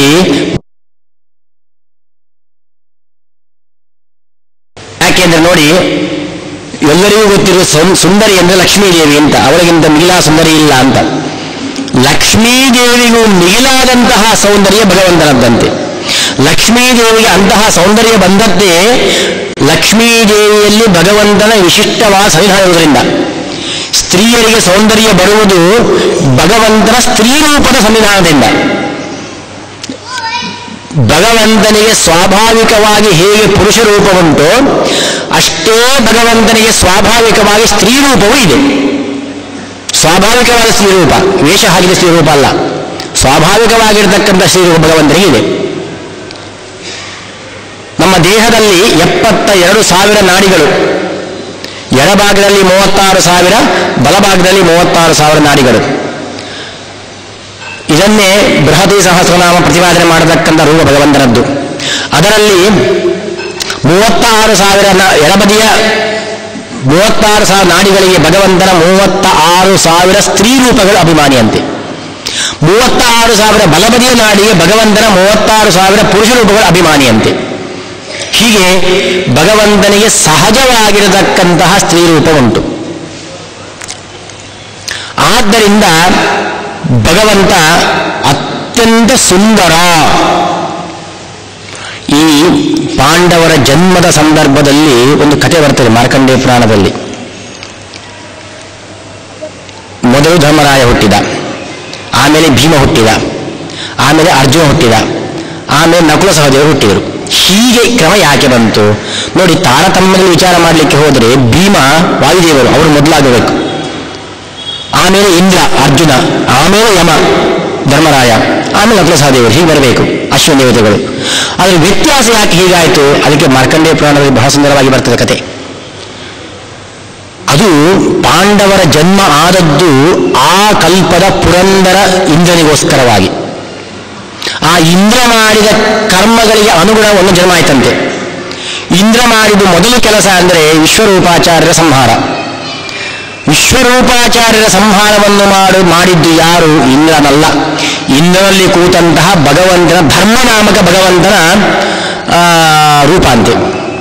ಅಂತಹ ಧರ್ಮನಾಮಕ ಭಗವಂತನ ರೂಪವನ್ನು ಉಪಾಸನೆ ಮಾಡುವನು ಯಮ.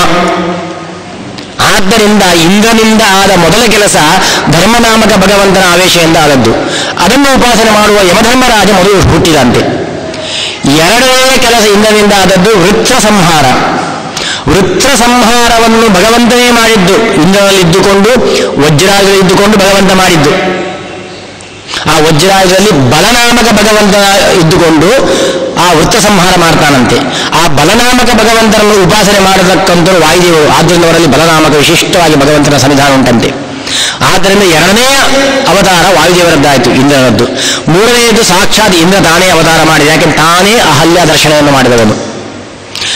ಆ ಅಹಲ್ಯ ದರ್ಶನೆಯನ್ನು ಮಾಡಲಿಕ್ಕೆ ಹೋಗುವಾಗ ಇಂದ್ರ ಯಾಕೆ ಮಾಡಿದ್ದು ಅಹಲ್ಯ ದರ್ಶನ? ಅಹಲ್ಯೆಯ ಸೌಂದರ್ಯಕ್ಕೆ ಮಾರು ಹೋಗಿ. ಅಹಲ್ಯ ಅಂದ್ರೆ ಏನು? ಲೋಕದಲ್ಲಿ ಅಹಲ್ಯ ಅಂದ್ರೆ ದೋಷ, ಅಹಲ್ಯ ಅಂದ್ರೆ ಯಾವತ್ತೂ ದೋಷ ಇಲ್ಲ, ಸ್ವಲ್ಪ ಎಳ್ಳಷ್ಟು ದೋಷ ಇಲ್ಲದವಳು. ಬ್ರಹ್ಮದೇವರು ಅಹಲ್ಯನ ಹೇಗೆ ಸೃಷ್ಟಿ ಮಾಡಿದರು? ಒಂದೊಂದೇ ಅಂಗ ಸೃಷ್ಟಿ ಮಾಡುವುದಂತೆ. ಯಾರಾದರೂ ಒಂದು ಸ್ವಲ್ಪ ದೋಷವನ್ನು ತೆಗೆದು ಮತ್ತೆ ಸೃಷ್ಟಿ ಮಾಡುವುದು. ಹೀಗೆ ಎಲ್ಲ ದೋಷವನ್ನು ತೆಗೆದು ಪರಿಪೂರ್ಣ ಸುಂದರವಾಗಿ ಒಂದು ಸ್ತ್ರೀ ರೂಪವನ್ನು ಮಾಡ್ತಾರಂತೆ. ಆಮೇಲೆ ಅದಕ್ಕೆ ಪ್ರಾಣ ಪ್ರವೇಶ ಮಾಡ್ತಾರಂತೆ. ಅಂದ್ರೆ ಯಾವ ಒಂದು ಕುಂದಿ ಇಲ್ಲದಂತ ಅಷ್ಟು ಸುಂದರಿ ಅವಳು.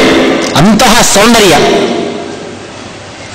ಅಂತಹ ಸುಂದರಿಯಾದಂತಹ ಅಹಲ್ಯೆಯನ್ನು ಬಯಸಿದ್ದು ಇಂದ್ರ. ಆವಾಗ ಇಂದ್ರ ಅಹಲ್ಯ ಹತ್ರ ಹೋಗಬೇಕಾದ್ರೆ ಯಾಕೆ ಆ ಸೌಂದರ್ಯಕ್ಕೆ ಮಾರು ಹೋದದ್ದು? ಆ ಸೌಂದರ್ಯ ಹೇಗೆ ಬಂದದ್ದು? ಸೌಂದರ್ಯ ನಾಮಕನಾದ ಭಗವಂತನ ಉಪಾಸನೆಯಿಂದ ಅಂತೆ. ಆದ್ದರಿಂದ ಇಂದ್ರ ಆ ಸೌಂದರ್ಯ ನಾಮಕನಾಗಿರತಕ್ಕಂತಹ ಭಗವಂತನ ಉಪಾಸನೆಯಿಂದ ಅಹಲ್ಯೆಯಲ್ಲಿದ್ದಂತಹ ಸೌಂದರ್ಯಕ್ಕೆ ಮಾರು ಹೋಗಿ ತಾನೂ ಸುಂದರನಾಗಿ ಹೋಗ್ತಾನಂತಲ್ಲಿ. ಹೀಗೆ ಆ ನಂತರ ಆದದ್ದು ಇಂದ್ರನಿಂದ ಅಹಲ್ಯ ದರ್ಶನೆ. ಆವಾಗ ಸೌಂದರ್ಯ ನಾಮಕ ಭಗವಂತನ ಸನ್ನಿಧಾನ ಇತ್ತಂತೆ ಇಂದ್ರನಲ್ಲಿ. ಆದ್ದರಿಂದ ಅಹಲ್ಯ ಅಷ್ಟು ಸುಂದರವಾಗಿದ್ಲು, ಇಂದ್ರ ಅಷ್ಟು ಸುಂದರನಾಗಿ ಹೋದಂತೆ. ಆದ್ದರಿಂದ ಮತ್ತೆ ಹುಟ್ಟಿದರು. ಅದು ಆ ಸೌಂದರ್ಯ ನಾಮಕ ಭಗವಂತನ ಉಪಾಸನೆ ಮಾಡುವವರು ಯಾರು? ಅಶ್ವಿನಿ ದೇವತೆಗಳಂತೆ. ಅದಕ್ಕೆ ಅವರು ಬಹಳ ಸುಂದರರು ಅಶ್ವಿನಿ ದೇವತೆಗಳು. ಆದ್ದರಿಂದ ಭಗವಂತನ ಸೌಂದರ್ಯ ಎಂಬಂತಹ ವಿಶಿಷ್ಟವಾದ ರೂಪ ಉಂಟಂತೆ. ಅದು ಪ್ರತಿಯೊಬ್ಬ ಸ್ತ್ರೀಯರಿಗೂ ಪುರುಷರಿಗೂ ಸೌಂದರ್ಯ ತಂದುಕೊಡತಕ್ಕಂಥ ರೂಪ. ಯೋಷಿತ ಅಂತ ಅದರ ಹೆಸರು. ಅಂತಹ ಭಗವಂತನ ಒಂದು ಸ್ತ್ರೀ ರೂಪ ಉಂಟಂತೆ, ಸೌಂದರ್ಯ ನಾಮಕವಾದದ್ದು. ಅದು ಇಡೀ ವಿಶ್ವದಲ್ಲಿ ಅದನ್ನು ಮೀರಿದಂತಹ ಸೌಂದರ್ಯ ಯಾರಲ್ಲೂ ಇಲ್ಲ, ಲಕ್ಷ್ಮೀದೇವಿಯಲ್ಲಿ ಇಲ್ಲ ಅಂತೆ. ಅಂತಹ ವಿಶಿಷ್ಟವಾಗಿರತಕ್ಕಂತಹ ಸೌಂದರ್ಯ ಭಗವಂತನಲ್ಲಿರತಕ್ಕಂಥದ್ದು. ಎಂತಹ ಸೌಂದರ್ಯ! ಭಾಗವತ ಹೇಳ್ತಾರೆ ನೋಡಿ, ಇದೇ ರುದ್ರದೇವರ ವಿಷಯ ಹೇಳಬೇಕಾದ್ರೆ, ಮಂಥನ ಇದು ಕ್ಷೀರಸಾಗರ ಮಥನ ಆಯಿತು. ಮಥನ ಆದ ಕೂಡಲೇ ಮೋಹಿನಿ ಉದಿಸಿದಳು. ಆ ಮೋಹಿನಿ ಉದಿಸಿದ ಕೂಡಲೇ ಆ ಅಮೃತವನ್ನು ಎಲ್ಲರಿಗೂ ಹಂಚಿದ್ಲು. ಆವಾಗ ಆ ಮೋಹಿನಿಯ ರೂಪವನ್ನು ನೋಡಿ ದೈತ್ಯರೆಲ್ಲ ಮೋಹ ಹೋಗಿಬಿಟ್ರಂತೆ. ಆ ಮೋಹಕ್ಕೆ ವಶರಾಗಿ ಅಮೃತವನ್ನು ಮೋಹಿನಿ ದೇವತೆಗಳಿಗೆ ಕೊಟ್ಟದ್ದೇ ಗೊತ್ತಾಗಲಿಲ್ಲ ಅವರಿಗೆ. ಅಂತಹ ಮೋಹವನ್ನು ತಂದುಕೊಟ್ಟ ಆ ರೂಪದಿಂದ ಭಗವಂತ, ಸೌಂದರ್ಯದಿಂದ. ಅದು ಎಂತಹ ಸೌಂದರ್ಯ ನೋಡಿ ರುದ್ರದೇವರಿಗೆ ಗೊತ್ತಿರಲಿಲ್ಲಂತೆ. ಆಮೇಲೆ ನಾರದ ಹೇಳ್ತಾನಂತೆ, ಭಗವಂತ ಒಂದು ಸ್ತ್ರೀ ರೂಪ ತಾಳಿದ್ದು ಎಂಥ ಚಂದನಾಗಿದ್ದ ಅಂತ. ರುದ್ರದೇವರಿಗೆ ನಾನು ನೋಡಬೇಕು ಅಂತ ಆಸೆ ಆಯ್ತಂತೆ. ಜೊತೆಯಲ್ಲಿ ಪಾರ್ವತಿ ದೇವಿಯನ್ನು ಕಟ್ಟಿಕೊಂಡು ಬಂದಿದ್ದಾರೆ. ಬಂದು ಭಗವಂತನ ಹತ್ರ ಹೇಳ್ತಾರೆ, ದೇವರೇ ನೀನೊಂದು ಮೋಹಿನಿ ರೂಪ ತಾಳಿದ್ದಿ ಅಂತ ನನಗೂ ಸ್ವಲ್ಪ ತೋರಿಸಿಕೊಡ್ತೀಯಾ ಅಂತ. ಸರಿ ಅಂತ ಮೋಹಿನಿ ರೂಪವನ್ನು ತಾನು ತಾಳ್ತೇನೆ ಅಂತ ಇದ್ದಕ್ಕಿದ್ದಾಗ ಒಳ್ಳೆ ಸುಂದರವಾಗಿರ್ತಕ್ಕಂಥ ಉದ್ಯಾನವನ, ಅಲ್ಲಿ ಸುಂದರಿಯಾಗಿರತಕ್ಕಂಥ ಸ್ತ್ರೀ ಬರ್ತಾಳಂತೆ. ಆ ಸ್ತ್ರೀಯನ್ನು ನೋಡಿದ್ದೇ ತಡ ರುದ್ರದೇವರಿಗೆ ಪಕ್ಕದಲ್ಲಿ ಪಾರ್ವತಿ ಇದ್ದದ್ದು ನೆನಪು ಹೋಗಿಬಿಡ್ತಂತೆ. ಆ ಸೌಂದರ್ಯಕ್ಕೆ ಮಾರು ಹೋಗಿ ಅವನನ್ನು ಅಪ್ಪಿಕೊಳ್ಳಿಕ್ಕೆ ಓಡೋಡಿ ಹೋದ್ರಂತೆ. ಹೋಗುವಾಗ ವೀರ್ಯಪಾತವಾಯಿತು. ಆ ವೀರ್ಯವು ಮುಂದೆ ಕೆಳಗೆ ಬಿತ್ತು. ಅದೇ ರಜತ ಬೆಟ್ಟ, ಆ ಬೆಟ್ಟಗಳಲ್ಲಾಯಿತು. ಇನ್ನೂ ಅದು ಹೋಗಿ ಆ ಗಂಗೆಯನ್ನು ಸೇರಿತು. ಅವಳಿಗೆ ಗೊತ್ತಾಗಿ ಹಿಡ್ಕೊಳ್ಳಿಕ್ಕಾಗಿಲ್ಲ ರುದ್ರನ ವೀರ್ಯವನ್ನು. ಅಗ್ನಿಗೆ ಕೊಟ್ಟರು, ಅಗ್ನಿಗೆ ಆಗಲಿಲ್ಲ. ಕೊನೆಗೆ ಭೂಮಿಯಲ್ಲಿ ಹಾಕಿದಾಗ ಕೃತಿಕಾ ನಕ್ಷತ್ರ 6 ನಕ್ಷತ್ರಗಳನ್ನು ಸಾಕಿದರು. ಅದರಿಂದ 6 ಮುಖದ ಷಡಾನ ಉತ್ಪತ್ತಿಯಾದ ಅಂತ ಕಥೆ ಬರ್ತದೆ. ಹೊರತು ಹರಿಹರ ಸುತ ಅಯ್ಯಪ್ಪ ಹಾಗಲ್ಲ. ಅಂತೂ ಮೋಹಿನಿಯ ರೂಪವನ್ನು ನೋಡಿದಾಗ ರುದ್ರದೇವರು ಮೋಹಿತರಾಗಿ ಬಿಟ್ಟರಂತೆ. ಪಾರ್ವತಿ ಪಕ್ಕದಲ್ಲಿದ್ದರೂ ಕೂಡ, ಹೆಂಡತಿ ಪಕ್ಕದಲ್ಲಿದ್ದರೂ ಕೂಡ ಅದನ್ನು ಲೆಕ್ಕಿಸದೆ ಆ ರೂಪಕ್ಕೆ ಮೋಹಿತರಾಗಿ ಬಿಟ್ಟರು. ಅಂದರೆ ಎಂತಹ ರೂಪ ಇರಬಹುದು! ರುದ್ರದೇವರ ಎಂತಹ ಜ್ಞಾನಿಗಳು! ಅವರಿಗೂ ಮೋಹವನ್ನು ಕೊಟ್ಟಂತಹ ರೂಪ ಅದು. ಹಾಗಾದರೆ ಎಂತಹ ಸೌಂದರ್ಯ ಇರಬಹುದು ಭಗವಂತನ ರೂಪ! ಅತ್ಯಂತ ಅದ್ಭುತವಾಗಿರತಕ್ಕಂತಹ ರೂಪ ಅದು. ಆ ರೂಪವನ್ನು ಕಂಡು ಪ್ರತಿಯೊಬ್ಬರೂ ಮೋಹಿತರಾಗಲೇಬೇಕು. ಅದಕ್ಕೆ ಭಗವಂತ ತಾನು ಮೋಹಿನಿ ರೂಪವನ್ನು ತಾಳಿ ದೈತ್ಯರಿಗೆ ವಂಚನೆ ಮಾಡಿದ್ದು. ಯಾಕೆಂದ್ರೆ ಇಲ್ಲಿ ಪ್ರಶ್ನೆ ಬರ್ತದೆ, ಅಮೃತ ಮಥನ ಆಗುವಷ್ಟು ಸಮಯ ದೈತ್ಯರು ಬೇಕಾಯಿತು ದೇವತೆಗಳಿಗೆ. ಭಗವಂತ ಅಂದರೆ ಮೋಸ ಮಾಡಿದ ಅಂತ. ದೈತ್ಯರಿಗೆ ಕೊಡಲಿಲ್ಲ ಅಮೃತವನ್ನು, ದೇವತೆಗಳಿಗೆ ಮಾತ್ರ ಕೊಟ್ಟ. ಅಮೃತ ಮಥನ ಆಗುವ ಯಾಕೆ ದೈತ್ಯರೇ ಇಟ್ಕೊಂಡದ್ದು?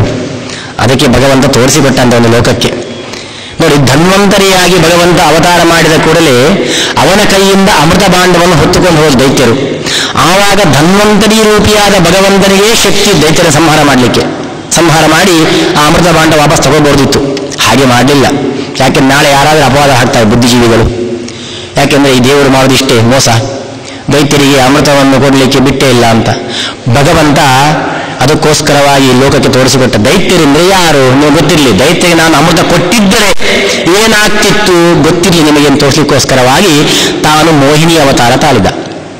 ಮೋಹಿನಿ ಅವತಾರ ತಾಳಿದ ಕೂಡಲೇ ದೇವತೆಗಳ ದೇವರೇ ನನ್ನ ತಾಯಿ ಅಂತ ನಮಸ್ಕಾರ ಮಾಡಿದ. ಯಾರು ಮೋಹಿಸಲಿಕ್ಕೆ ಹೋಗಲಿಲ್ಲ. ರುದ್ರದೇವರೊಂದು ಅದನ್ನು ಲೋಕ ವಿಡಂಬನೆ ಮಾಡಿದ್ದಷ್ಟೇ ಹೊರತು ದೇವತೆಗಳು ಯಾರು ಮೋಹಿಸಲಿಕ್ಕೆ ಹೋಗಲಿಲ್ಲ. ದೈತ್ಯರು ಸ್ತ್ರೀಯನ್ನು ನೋಡಿದ್ದೇ ತಡ ಪಕ್ಕದಲ್ಲಿದ್ದ ಅಮೃತ ನೆನಪು ಹೋಯಿತು, ತಮ್ಮ ಮನೆಯಲ್ಲಿದ್ದ ಹೆಂಡತಿ ನೆನಪು ಹೋಯಿತು. ನನಗೆ ಬೇಕು ಆಸ್ತಿ ಅಂತ ಹೋರಾಟ ಶುರು ಮಾಡಿ, ಕಚ್ಚಾಡ ಶುರು ಮಾಡಿದ್ರಂತೆ. ನನಗೆ ಬೇಕು ಇವಳು ಅಂತ ಹೇಳಿ. ಇದು ದೈತ್ಯರ ಸ್ವಭಾವ. ಪರಸ್ತ್ರೀಯರನ್ನು ಮೋಹ ಮಾಡುವುದು, ಪರಸ್ತ್ರೀಯನ್ನು ಬಲಾತ್ಕಾರ ಮಾಡುವುದು ದೈತ್ಯರ ಸ್ವಭಾವ. ದೈತ್ಯರಿಗೆ ಅಮೃತವನ್ನು ಕೊಟ್ಟರೆ ನಾಳೆ ಪತಿವ್ರತ ಸ್ತ್ರೀ, ಸುಂದರ ಸ್ತ್ರೀ ಹೇಗೆ ರಸ್ತೆ ಬದಿ ಕರ್ಕೊಂಡು ಹೋಗ್ಲಿಕ್ಕೆ ಸಾಧ್ಯ? ಎಳೆದು ಹಾಕಿ ಅವರನ್ನು ಬಲಾತ್ಕಾರ ಮಾಡಿಬಿಟ್ರೆ ಈ ದೈತ್ಯರು. ಹಾಗಾಗಿ ಅವರಿಗೆ ಅಂತಹ ದುಷ್ಟ ಬುದ್ಧಿಯವರಿಗೆ ಅಮೃತವನ್ನು ಕೊಡಬಾರದು ಲೋಕಕ್ಕೆ ತೋರಿಸಲಿಕ್ಕೋಸ್ಕರವಾಗಿ ತಾನು ಮೋಹಿನಿ ಅವತಾರ ಮಾಡಿ ಅದರಲ್ಲಿ ಹೆಣ್ಣಿನ ಬಗ್ಗೆ ಮೋಹಿತರಾದಂಥ ದೈತ್ಯರ ಬುದ್ಧಿಯನ್ನು ತೋರಿಸಿ ಆಮೇಲೆ ಅಮೃತವನ್ನು ದೇವತೆಗಳಿಗೆ ಹಂಚಿದ.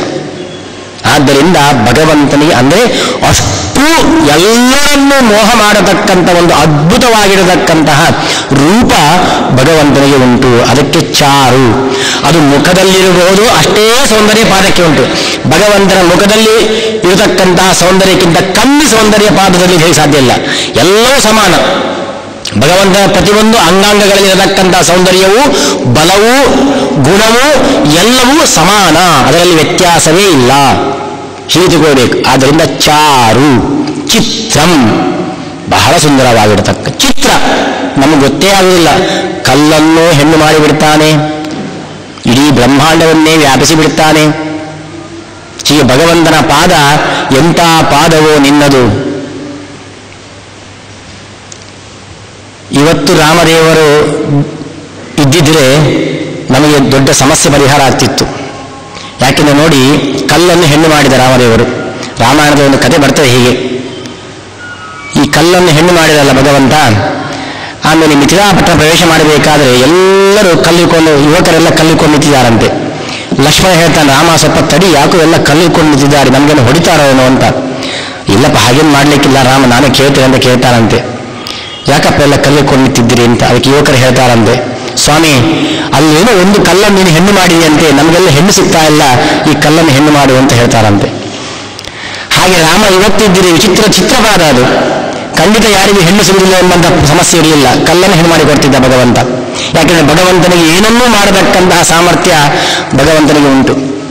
ಆದ್ದರಿಂದ ಚಿತ್ರವಾಗಿರತಕ್ಕಂತಹ ಪಾದ ಭಗವಂತನದ್ದು, ಚಾರು ಸುಂದರವಾಗಿರತಕ್ಕಂತಹ ಪಾದ, ಚಿತ್ರವಾಗಿರತಕ್ಕಂತಹ ಪಾದ. ಆದ್ದರಿಂದ ಆ ಪಾದ ಬೆಳೀತು. ಅಂದರೆ ಆ ಪಾದವು ಅಣುವೂ ಆಗ್ತದೆ, ಮಹತ್ವ ಆಗ್ತದೆ, ಸ್ಥೂಲವೂ ಆಗ್ತದೆ, ಕೃಶವೂ ಆಗ್ತದೆ. ಆದ್ದರಿಂದ ಭಗವಂತನ ಪಾದದ ಬಗ್ಗೆ ನಮ್ಮ ಪಾದ ಎಣಿಕೆ ಮಾಡಲಿಕ್ಕೆ ಇಲ್ಲ ಅಂತ ತೋರಿಸಲಿಕ್ಕೋಸ್ಕರವಾಗಿ ಭಗವಂತ ತಾನು ಅಣುವಾಗಿದ್ದ ಮೊದಲು ವಾಮನಾಗಿದ್ದ, ಆಮೇಲೆ ತಾನು ತ್ರಿವಿಕ್ರಮನಾಗಿ ಬೆಳೆದ. ಒಂದು ಪಾದದಿಂದ ಇಡೀ ಭೂಮಂಡಲವನ್ನೇ ವ್ಯಾಪಿಸಿಬಿಟ್ಟ. ಹಾಗಾದರೆ ಭಗವಂತನ ಪಾದ ಅಂದರೆ ಎಂತಹ ಪಾದ ಅದು? ಇಡೀ ಭೂಮಂಡಲ ವ್ಯಾಪಿಸಿಬಿಟ್ಟಿದೆ ಅಂತ ಹೇಳಿದರೆ, ಭೂಮಂಡಲ ಯಾಕೆ ಬ್ರಹ್ಮಾಂಡವನ್ನು ದಾಟಿ ಹೋಯ್ತಂತೆ ಆ ಪಾದ. ಆದ್ದರಿಂದ ಅದು ನಾವು ಊಹೆ ಮಾಡಲಿಕ್ಕೆ ಸಾಧ್ಯ ಇಲ್ಲ, ಅಂತಹ ಚಿತ್ರವಾಗಿರತಕ್ಕಂತಹ ಪಾದ ಅಂತ ಹೇಳ್ತಾರೆ. ಅಂತಹ ಚಿತ್ರಂ, ಈ ಪಾದದಿಂದ, ಈ ಪಾದವನ್ನು ಸೇವೆ ಮಾಡತಕ್ಕಂಥವಳು ಯಾರು? ಇಂತಹ ಚಿತ್ರವಾದ ವಿಚಿತ್ರವಾಗಿರತಕ್ಕಂತಹ ಪಾದವ ಸೇವನೆಯನ್ನು ಮಾಡತಕ್ಕಂಥವಳು ಲಕ್ಷ್ಮೀದೇವಿ. ಏನು ಧನ್ಯಳೋ ಲಕ್ಷ್ಮಿ, ಎಂಥ ಮಾನ್ಯಳೋ.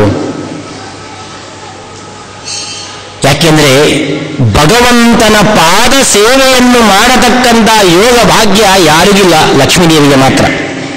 ಒಂದು ತಿಳ್ಕೊಳ್ಳಿ, ಭಗವಂತನನ್ನು ಮುಟ್ಟುವ ಯೋಗ್ಯತೆ ಅದು ಲಕ್ಷ್ಮಿಗೆ ಒಬ್ಬಳಿಗೆ, ಬೇರೆ ಯಾರಿಗೂ ಇಲ್ಲ. ನೀವೆಲ್ಲ ಎಣಿಸ್ಬೋದು, ಕೃಷ್ಣ ಲೀಲೆ, ಇವತ್ತು ಯಾರಾದರೂ ಆ ಬೇರೆ ಹೆಣ್ಣನ್ನು ಬಯಸಿಬಿಟ್ಟು ನೋಡು ಅವನ ಕೃಷ್ಣ ಲೀಲೆ, ರಾಸಲೀಲೆ ಅಂತ ಹೇಳ್ತಾರೆ. ಎಂತಹ ಒಂದು ಅಬದ್ಧ ಪ್ರಯೋಗ. ಕೃಷ್ಣನನ್ನು ಮುಟ್ಟುವ ಯೋಗ್ಯತೆಯು ಲಕ್ಷ್ಮೀದೇವಿಗೆ ಮಾತ್ರ, ಬೇರೆ ಯಾರಿಗೂ ಇಲ್ಲ. ಗೋಪಿಕಾ ಸ್ತ್ರೀಯರೆಲ್ಲ ಹೇಗೆ ಕೃಷ್ಣನ ಅಂಗಸಂಗ ಪಡೆದರು? ಅವರೆಲ್ಲ ಕಾತ್ಯಾಯನಿ ವ್ರತವನ್ನು ಮಾಡಿದ್ದಾರೆ. ಕಾತ್ಯಾಯನಿ ವ್ರತವನ್ನು ಮಾಡಿದ್ದರಿಂದ ಅವರಲ್ಲಿ ಲಕ್ಷ್ಮಿಯ ಸನ್ನಿಧಾನ ಪ್ರಾಪ್ತಿಯಾಯಿತು. ಪ್ರಾಪ್ತಿಯಾದ ಮೇಲೆ ಕೃಷ್ಣ ಅವರನ್ನು ಮುಟ್ಟಿದ್ದು. ಯಾಕೆಂದ್ರೆ ಒಂದು ತಿಳ್ಕೊಳ್ಳಿ, ಭಗವಂತನಿಗೆ ಯಾವ ಹೆಣ್ಣಿನಿಂದಲೂ ಏನೂ ಆಗಬೇಕಾಗಿಲ್ಲ. ಲಕ್ಷ್ಮೀದೇವಿಯಿಂದಲೂ ಭಗವಂತನಿಗೆ ಸುಖ ಅಲ್ಲ, ಭಗವಂತನಿಂದ ಲಕ್ಷ್ಮೀದೇವಿಗೆ ಸುಖ. ಭಗವಂತ ಲಕ್ಷ್ಮಿಯಲ್ಲಿರತಕ್ಕಂತಹ ತನ್ನ ರೂಪದಿಂದಲೇ ತಾನು ಆನಂದ ಪಡ್ತಾನೆ, ಹೊರತು ಲಕ್ಷ್ಮಿಯಿಂದ ಅಲ್ಲ. ಇನ್ನೊಬ್ಬರಿಂದ ಭಗವಂತನಿಗೆ ಏನೂ ಆಗಬೇಕಾಗಿಲ್ಲ. ಕ್ಷೀರಸಾಗರ ಮಥನ ಆದಾಗ ಲಕ್ಷ್ಮೀದೇವಿ ಹುಟ್ಟಿದ್ಲು, ಕೈಯಲ್ಲಿ ಮಾಲೆ ಹಿಡ್ಕೊಂಡಿದ್ದಾಳೆ. ಯಾರು ಈ ಮಾಲೆಗೆ ಯೋಗ್ಯರು ನೋಡ್ತಾರೆ, ಎಲ್ಲರನ್ನೂ ನೋಡ್ತಾಳೆ, ಎಲ್ಲರೂ ಒಂದು ಚಿಂತನೆ ಮಾಡ್ತಾಳೆ, ದೋಷ ಚಿಂತನೆ ಮಾಡ್ತಾಳೆ. ಇವರು ಯಾರೂ ಯೋಗ್ಯರಲ್ಲ. ಕೊನೆಗೆ ನೋಡ್ತಾ ಇದೆ, ಭಾಗವತ ಹೇಳ್ತದೆ, ಎಲ್ಲರೂ ಲಕ್ಷ್ಮಿಯ ಸೌಂದರ್ಯವನ್ನು ನೋಡ್ತಾ ಇದ್ದಾರೆ, ಆದರೆ ನಿರಪೇಕ್ಷಂ ಅನಂಗಂ, ಲಕ್ಷ್ಮಿ ಅಂತಹ ಸುಂದರಿಯಾದ ಲಕ್ಷ್ಮಿಯನ್ನು ಯಾವುದೇ ಆಸೆಯ ಕಣ್ಣಿನಿಂದ ನೋಡದೆ ನಿರಪೇಕ್ಷನಾಗಿ ಕೂತಂತಹ ಭಗವಂತನನ್ನು ನೋಡಿ, ಓ ಇವನೇ ನನಗೆ ಯೋಗ್ಯನಾಗಿರ್ತಕ್ಕಂಥ ಗಂಡ ಅಂತ ಲಕ್ಷ್ಮಿ ತೀರ್ಮಾನ ಮಾಡ್ತಾಳಂತೆ. ಯಾಕೆಂದ್ರೆ ನನ್ನ ಮೇಲೆ ಇವನಿಗೆ ಆಸೆ ಇಲ್ಲ, ಹಾಗಾದರೆ ಇವನು ನನಗಿಂತಲೂ ಶ್ರೇಷ್ಠ ಅಂತ ತೀರ್ಮಾನ ಮಾಡಿ ಅವನಿಗೆ ಮಾಲೆಯನ್ನು ಹಾಕ್ತಾಳೆ ಅಂತ ಭಾಗವತ ಹೇಳ್ತದೆ. ಅಂದರೆ ಭಗವಂತನಿಗೆ ಲಕ್ಷ್ಮೀದೇವಿಯಿಂದಲೂ ಆಗಬೇಕಾದೇನಿಲ್ಲ. ಭಗವಂತನಿಗೆ ಸ್ವರಮಣ ಭಗವಂತ, ತನ್ನಿಂದಲೇ ತಾನು ರಮಿಸುವವನು. ಆದರೆ ಲಕ್ಷ್ಮೀದೇವಿಗೆ ಭಗವಂತನಿಂದ ಸುಖ, ಭಗವಂತನಿಂದ ಎಲ್ಲ ಸ್ಥಾನಮಾನ. ಆದ್ದರಿಂದ ನಿರಂತರ ಭಗವಂತನ ಪಾದ ಸೇವೆಯನ್ನು ಮಾಡ್ತಾ ಇದ್ದಾರಂತೆ. ಆದ್ದರಿಂದ ಏನು ಧನ್ಯಳೋ ಲಕ್ಷ್ಮಿ, ಎಂಥ ಮಾನ್ಯಳೋ. ಆಟ ಮಸ್ತಕಾಂಬರದ ಸೇವೆಯನ್ನು ನಿತ್ಯ ಮಾಡುತ್ತಿಹಳು. ಭಗವಂತನ ಸೇವೆಯನ್ನು, ಪಾದ ಸೇವೆಯನ್ನು ನಿರಂತರ ಮಾಡತಕ್ಕಂತಹ ವ್ಯಕ್ತಿಯನ್ನು ಲಕ್ಷ್ಮೀದೇವಿ ಮಾತ್ರ. ಆದ್ದರಿಂದ ನಾವು ಪೂಜೆಯನ್ನು ಮಾಡುವಾಗ ಈ ಚಿಂತನೆ ಮಾಡಬೇಕಂತೆ. ನೋಡಿ, ಶಂಖದಿಂದ ತೀರ್ಥವನ್ನು, ನೀರನ್ನು ಹಾಕ್ತೇವೆ, ಸಾಲಿಗ್ರಾಮಕ್ಕೆ ಶಂಖವನ್ನು ಮುಟ್ಟಿಸಿ ಪೂಜೆಯನ್ನು ಮಾಡ್ತೇವೆ. ಶಂಖದ ನೀರನ್ನು ಪ್ರೋಕ್ಷಣೆ ಮಾಡಿ ನೈವೇದ್ಯವನ್ನು ಮಾಡ್ತೇವೆ. ಯಾಕೆ? ಪ್ರತಿ ನೈವೇದ್ಯವನ್ನು ಪ್ರೋಕ್ಷಣೆ ಮಾಡುವಲ್ಲ, ನೈವೇದ್ಯ ಮಾಡುವಾಗ ಅಮೃತೋಪತರ ಶಂಖಕ್ಕೆ ನೀರು ಹಾಕ್ತೇವೆ. ಯಾಕೆ ಅಂತ ಹೇಳಿದರೆ, ನಾವು ಪೂಜೆ ಮಾಡಲಿಕ್ಕೆ, ನೇರವಾಗಿ ನಮಗೆ ಪೂಜೆ ಮಾಡಲಿಕ್ಕೆ ಅಧಿಕಾರ ಇಲ್ಲ. ಭಗವಂತನನ್ನು ನೇರವಾಗಿ ಪೂಜೆ ಮಾಡುವಳು ಲಕ್ಷ್ಮೀದೇವಿ. ಶಂಖಕ್ಕೆ ಲಕ್ಷ್ಮೀದೇವಿ ಅಭಿಮಾನಿ. ಆದ್ದರಿಂದ ಶಂಖದಿಂದ ನೀರು ಹಾಕಿದರೆ ಮಾತ್ರ ತೀರ್ಥ. ಯಾಕೆ? ಲಕ್ಷ್ಮೀದೇವಿ ಅಭಿಷೇಕ ಮಾಡಿದ್ದರಿಂದ ತೀರ್ಥದು. ಶಂಖಕ್ಕೆ ನೀರನ್ನು ಹಾಕಿದಾಗ ಮಾತ್ರ ಭಗವಂತ ನೈವೇದ್ಯ ಸ್ವೀಕಾರ ಮಾಡಿದಾಗ ಲಕ್ಷ್ಮೀದೇವಿ ಕೊಡ್ತಾ ಇದ್ದಾಳೆ. ಶಂಖಕ್ಕೆ ಮುಟ್ಟಿಸಿ ಆರತಿಯನ್ನು ಮಾಡಿದಾಗ ಮಾತ್ರ ಲಕ್ಷ್ಮೀದೇವಿ ಮಾಡ್ತಾಳೆ, ನಾವು ಮಾಡೋದಲ್ಲ. ಆಗ ಭಗವಂತ ಸ್ವೀಕಾರ ಮಾಡ್ತಾನೆ. ಆದ್ದರಿಂದ ನಿರಂತರವಾಗಿ ಭಗವಂತನ ಸೇವೆಯನ್ನು ಮಾಡತಕ್ಕಂಥ ಲಕ್ಷ್ಮೀದೇವಿ. ಆದ್ದರಿಂದ ಅದನ್ನೇ ತವಶ್ರೀಯೇ ಮರುತಃ ಮರ್ಜಯಂತ ಚಾರು ಚಿತ್ರಂ ಪದಂ ಯದ್ವಿಷ್ಣೋ ಉಪಮಂ. ಅಂದರೆ ಭಗವಂತನ ಹತ್ತಿರ ಇದ್ದುಕೊಂಡು ಸದಾಕಾಲ ಅವನ ಸೇವೆಯನ್ನು ಮಾಡತಕ್ಕಂಥವು ಲಕ್ಷ್ಮೀದೇವಿಯಂತೆ. ಆದ್ದರಿಂದ ಅವಳು ಸಮನ. ಯಾವತ್ತೂ ಭಗವಂತನಿಗೂ ಲಕ್ಷ್ಮೀದೇವಿಗೂ ವಿಯೋಗ ಉಂಟು ತಿಳ್ಕೊಳ್ಳೇಬಾರದು. ಎಲ್ಲಾದರೂ ನಾವು ಲಕ್ಷ್ಮೀದೇವಿಗೂ ಭಗವಂತನ ವಿಯೋಗ ಉಂಟು, ಅವರು ಬೇರೆ ಬೇರೆ ತಿಳ್ಕೊಂಡು ಬಿಟ್ಟರೆ ದೊಡ್ಡ ದೋಷ, ಅದು ಅಸದುಪಾಸನೆ. ರಾಮ ಮತ್ತೆ ಸೀತೆ ಬೇರೆ ಬೇರೆಯಾಗಿದ್ದ ತಿಳ್ಕೊಂಡ್ರೆ ಅದು ದೊಡ್ಡ ಅಸದುಪಾಸನೆ. ಯಾವತ್ತೂ ರಾಮ ಸೀತೆಗೆ ವಿಯೋಗನೇ ಇಲ್ಲ. ಲೋಕ ವಿಡಂಬನೆ ವಿಯೋಗ ಆದ ಹಾಗೆ. ಸದಾಕಾಲ ಭಗವಂತ ಎಲ್ಲಿರ್ತ ಲಕ್ಷ್ಮೀ ವಿದ್ಯೆ ಇರ್ತಾಳಂತೆ. ಪರಶುರಾಮನಾಗಿ ಹುಟ್ಟಿದಾಗ ಲಕ್ಷ್ಮಿಯಲ್ಲಿದ್ದಾಳೆ, ಪರಶುವಾಗಿರ್ತಾಳಂತೆ. ವಾಮನನಾಗಿ ಹುಟ್ಟಿದ ಲಕ್ಷ್ಮಿಯಲ್ಲಿದ್ದಾಳೆ, ದಂಡ ಕಮಂಡಲವಾಗಿದ್ದಾಳಂತೆ. ಹೀಗೆ ಪ್ರತಿಯೊಂದು ಅವತಾರದಲ್ಲೂ ಲಕ್ಷ್ಮೀದೇವಿ ಇದ್ದೇ ಇದ್ದಾಳೆ. ದೇಶತಃ ಕಾಲತಃ ಭಗವಂತ ಎಷ್ಟಿದ್ದಾನೋ ಅಷ್ಟೂ ದೇಶದ ಲಕ್ಷ್ಮೀದೇವಿ ಇದ್ದಾಳೆ. ಭಗವಂತ ಎಷ್ಟು ಕಾಲದಲ್ಲಿದ್ದಾನೋ ಅಷ್ಟೂ ಕಾಲ ಲಕ್ಷ್ಮೀದೇವಿ ಇದ್ದಾಳೆ. ಆದರೆ ಸದಾಕಾಲ ಭಗವಂತನನ್ನು ಬಿಡದೆ, ಅದಕ್ಕೆ ಉಪಮಾಂ ಅಂತ ಶಬ್ದ ಹಾಕಬೇಕಿತ್ತು. ಉಪಮಂ ಅಂತ ಹ್ರಸ್ವ ಹಾಕಿದ್ರು. ಯಾಕೆ ಹ್ರಸ್ವ ಹಾಕಿದ್ದು ಅಂತೇಳಿದ್ರೆ, ಇದೇ ನಾವು ನಮ್ಮ ಹೆಂಡತಿ ಇದ್ದೇವೆ. ನಾವು ಕೆಲವೊಮ್ಮೆ ಬೇರೆ ಊರಿಗೆ ಹೋದರೆ ಹೆಂಡತಿ ನಮ್ಮೊಟ್ಟಿಗೆ ಇರೋದಿಲ್ಲ. ಆದರೆ ಭಗವಂತ ಲಕ್ಷ್ಮೀದೇವಿಯ ಸಾಮೀಪ್ಯ ಹಾಗಲ್ಲಂತೆ. ಅದು ಸದಾಕಾಲ ಜೊತೆಯಲ್ಲಿ ಇರತಕ್ಕಂಥದ್ದು. ಅವರಿಗೆ ವಿಯೋಗನೇ ಇಲ್ಲ. ಲಕ್ಷ್ಮೀನಾರಾಯಣರಿಗೆ ಯಾವತ್ತೂ ವಿಯೋಗನೇ ಇಲ್ಲ. ಆದ್ದರಿಂದ ಅವಳು ಲಕ್ಷ್ಮೀ ಉಪಮಂ ಅಂತ ಕರೆದದ್ದು. ಸದಾಕಾಲ ಭಗವಂತನ ಪಕ್ಕದಲ್ಲಿ ಇದ್ದುಕೊಂಡು ಅವಳು ಭಗವಂತನ ಉಪಾಸನೆಯನ್ನು ಮಾಡ್ತಾ ಇರ್ತಾಳಂತೆ. ಇದು ಲಕ್ಷ್ಮೀದೇವಿಯ ವಿಶಿಷ್ಟ. ಅಂತಹ ಉಪಮಂ ಪದಂ ವಿಷ್ಣೋ ಪದಂ, ಅದು ಅತ್ಯಂತ ವಿಶಿಷ್ಟವಾಗಿರತಕ್ಕಂಥ ಭಗವಂತನ ಪಾದ. ಲಕ್ಷ್ಮೀದೇವಿ ಸೇವನೆ ಮಾಡತಕ್ಕಂಥದ್ದು. ಎಂತಹ ಆ ಪಾದವನ್ನು ತೊಳೆದಂತಹ ನೀರು, ಬ್ರಹ್ಮದೇವರ ನೀರು, ಅದು ಗಂಗೆ, ಅದನ್ನು ನೀನು ಧರಿಸಿದ್ದಿ. ಯಾಕೆ? ತವಶ್ರೀಯೈ, ನಿನ್ನ ಸಂಪತ್ತಿಗೋಸ್ಕರ. ಎಂತಹ ಸಂಪತ್ತು? ಪಾವಿತ್ರ್ಯ ರೂಪವಾದ ಸಂಪತ್ತು. ಯಾಕೆಂದರೆ ಸಂಪತ್ತು ಎರಡು ವಿಧವಾಗಿ ಉಂಟು. ಮೋಕ್ಷಕ್ಕೆ ಪ್ರತಿಬಂಧಕವಾಗಿರತಕ್ಕಂಥ ಸಂಪತ್ತು. ಈ ರಾವಣ, ಹಿರಣ್ಯಕಶಿಪು, ಇವತ್ತು ಬೇಕಾದಷ್ಟು ದುರ್ಯೋಧನ, ಇವತ್ತೆಲ್ಲ ಬೇಕಾದಷ್ಟು ಸಂಪತ್ತಿತ್ತು. ಇದೆಲ್ಲ ಯಾಕೆ ಬಂದ ಸಂಪತ್ತು? ದುಷ್ಟತನದಿಂದ. ದುಷ್ಟತನ ಮಾಡುವುದಕ್ಕೋಸ್ಕರವಾಗಿಯೇ ಬಂದ ಸಂಪತ್ತು. ಇವತ್ತು ನೋಡ್ತೇವೆ ನಾವು ಎಷ್ಟೋ ದುಷ್ಟರ ಸಂಪತ್ತು ಉಂಟು. ಯಾಕೆ? ಮತ್ತೆ ದುಷ್ಟತನ ಮಾಡೋದಕ್ಕೆ. ಅಂತಹ ಸಂಪತ್ತು ಅದು ನಮ್ಮ ಆತ್ಮೋನ್ನತಿಗೆ ಪ್ರತಿಬಂಧಕವಾಗಿರತಕ್ಕಂಥ ಸಂಪತ್ತು. ಆ ಸಂಪತ್ತು ಉಪಯೋಗ ಇಲ್ಲ. ಎಂತಹ ಸಂಪತ್ತು? ನಮ್ಮ ಆತ್ಮೋನ್ನತಿಗೆ, ಮೋಕ್ಷಕ್ಕೆ ಸಾಧಕವಾಗಿರತಕ್ಕಂಥ ಸಂಪತ್ತು. ಆ ಸಂಪತ್ತು ಅದೇ ರುದ್ರದೇವರಿಗೆ ಬಂದ ಸಂಪತ್ತು, ಪಾವಿತ್ರ್ಯ. ಅವರಿಗೆ ಈ ರುಂಡಮಾಲ, ಈ ಸ್ಮಶಾನವಾಸ, ಗಜಜನ್ಮಾಂಬರ, ಈ ಭೂತವಾದ ಬೇದಗಣಗಳ ಸಹವಾಸ, ಇದರಿಂದಾಗಿ ಅವರಿಗೆ ಏನಾಗಿತ್ತು ಅಂತ ಹೇಳಿದರೆ ಸ್ವಲ್ಪ ಅಪಾವಿತ್ರ್ಯ ಬಂದಿತ್ತು. ಆ ಅಪಾವಿತ್ರ್ಯದಿಂದಾಗಿ ಮೋಕ್ಷಕ್ಕೆ ಹೊರಟ ಆಗ್ತಿರಲಿಲ್ಲ. ಅದಕ್ಕೋಸ್ಕರವಾಗಿ, ಆ ಪಾವಿತ್ರ್ಯಗೋಸ್ಕರವಾಗಿ ಅವರು ಗಂಗೆಯನ್ನು ಧರಿಸಿದ್ದಾರೆ. ಆ ಸಂಪತ್ತು ಬೇಕಿತ್ತು ಅವರಿಗೆ, ಬೇರೆ ಯಾವ ಸಂಪತ್ತು ಬೇಕಾಗಿಲ್ಲ. ಜ್ಞಾನ, ಮೋಕ್ಷ, ಈ ಸಂಪತ್ತು ಬೇಕು ಅಂತ ಭಗವಂತನ ಕಾಲು ತೊಳೆದಂತಹ ನೀರನ್ನು ಧರಿಸಿದ್ದಾರೆ. ಅಂತ ಅವಶ್ಯೈ ಮರುತಃ ಬ್ರಹ್ಮದೇವರು ತೊಳೆದಂತಹ ಪಾದ, ಅದರ ನೀರು, ಅದನ್ನು ನಿನ್ನ ಸಂಪತ್ತಿಗೋಸ್ಕರ ಧರಿಸಿದ್ದಿ.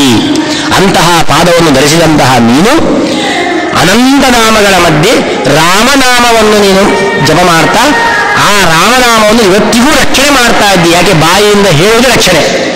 ನೀನು ಬಾಯಿಯಿಂದ ಹೇಳ್ತಾ ಆ ನಾಮವನ್ನು ರಕ್ಷಣೆ ಮಾಡ್ತಾ ಇದ್ದಿ. ಆದ್ದರಿಂದ ಆ ರಾಮನಾಮಕ್ಕೆ ಎಂತಹ ಬಲ ಉಂಟು. ಅದು ಕಾಶಿ ಕ್ಷೇತ್ರದ ಮಹಾತ್ಮೆ. ಅದು ವಿಶಿಷ್ಟವಾಗಿರತಕ್ಕಂಥ ಕಾಶಿ ಕ್ಷೇತ್ರ ಯಾಕೆ ನಿರ್ಮಾಣ ಆಯಿತು, ಅಲ್ಲಿ ಯಾಕೆ ರುದ್ರದೇವರಲ್ಲಿ ವಾಸ ಮಾಡಿದರು, ಅಲ್ಲಿ ವಾಸ ಮಾಡ್ತಾ ಏನು ಮಾಡ್ತಾರೆ, ಇದು ಬಹಳ ವಿಶಿಷ್ಟವಾಗಿರತಕ್ಕಂಥ ಕಥೆ. ಹರಿವಂಶದಲ್ಲಿ ಭಾರತದಲ್ಲಿ ಬಂದಿರತಕ್ಕಂಥ ಕಥೆ. ಆ ಕಥೆಯನ್ನು ನಾವು ನಾಳೆ ನೋಡುವ ಅಂತ ಹೇಳ್ತೀವಿ. ಮುಗಿಸ್ತಾ ಇದ್ದೇವೆ. ಶ್ರೀಕೃಷ್ಣ ಅರ್ಪಣಮಸ್ತು.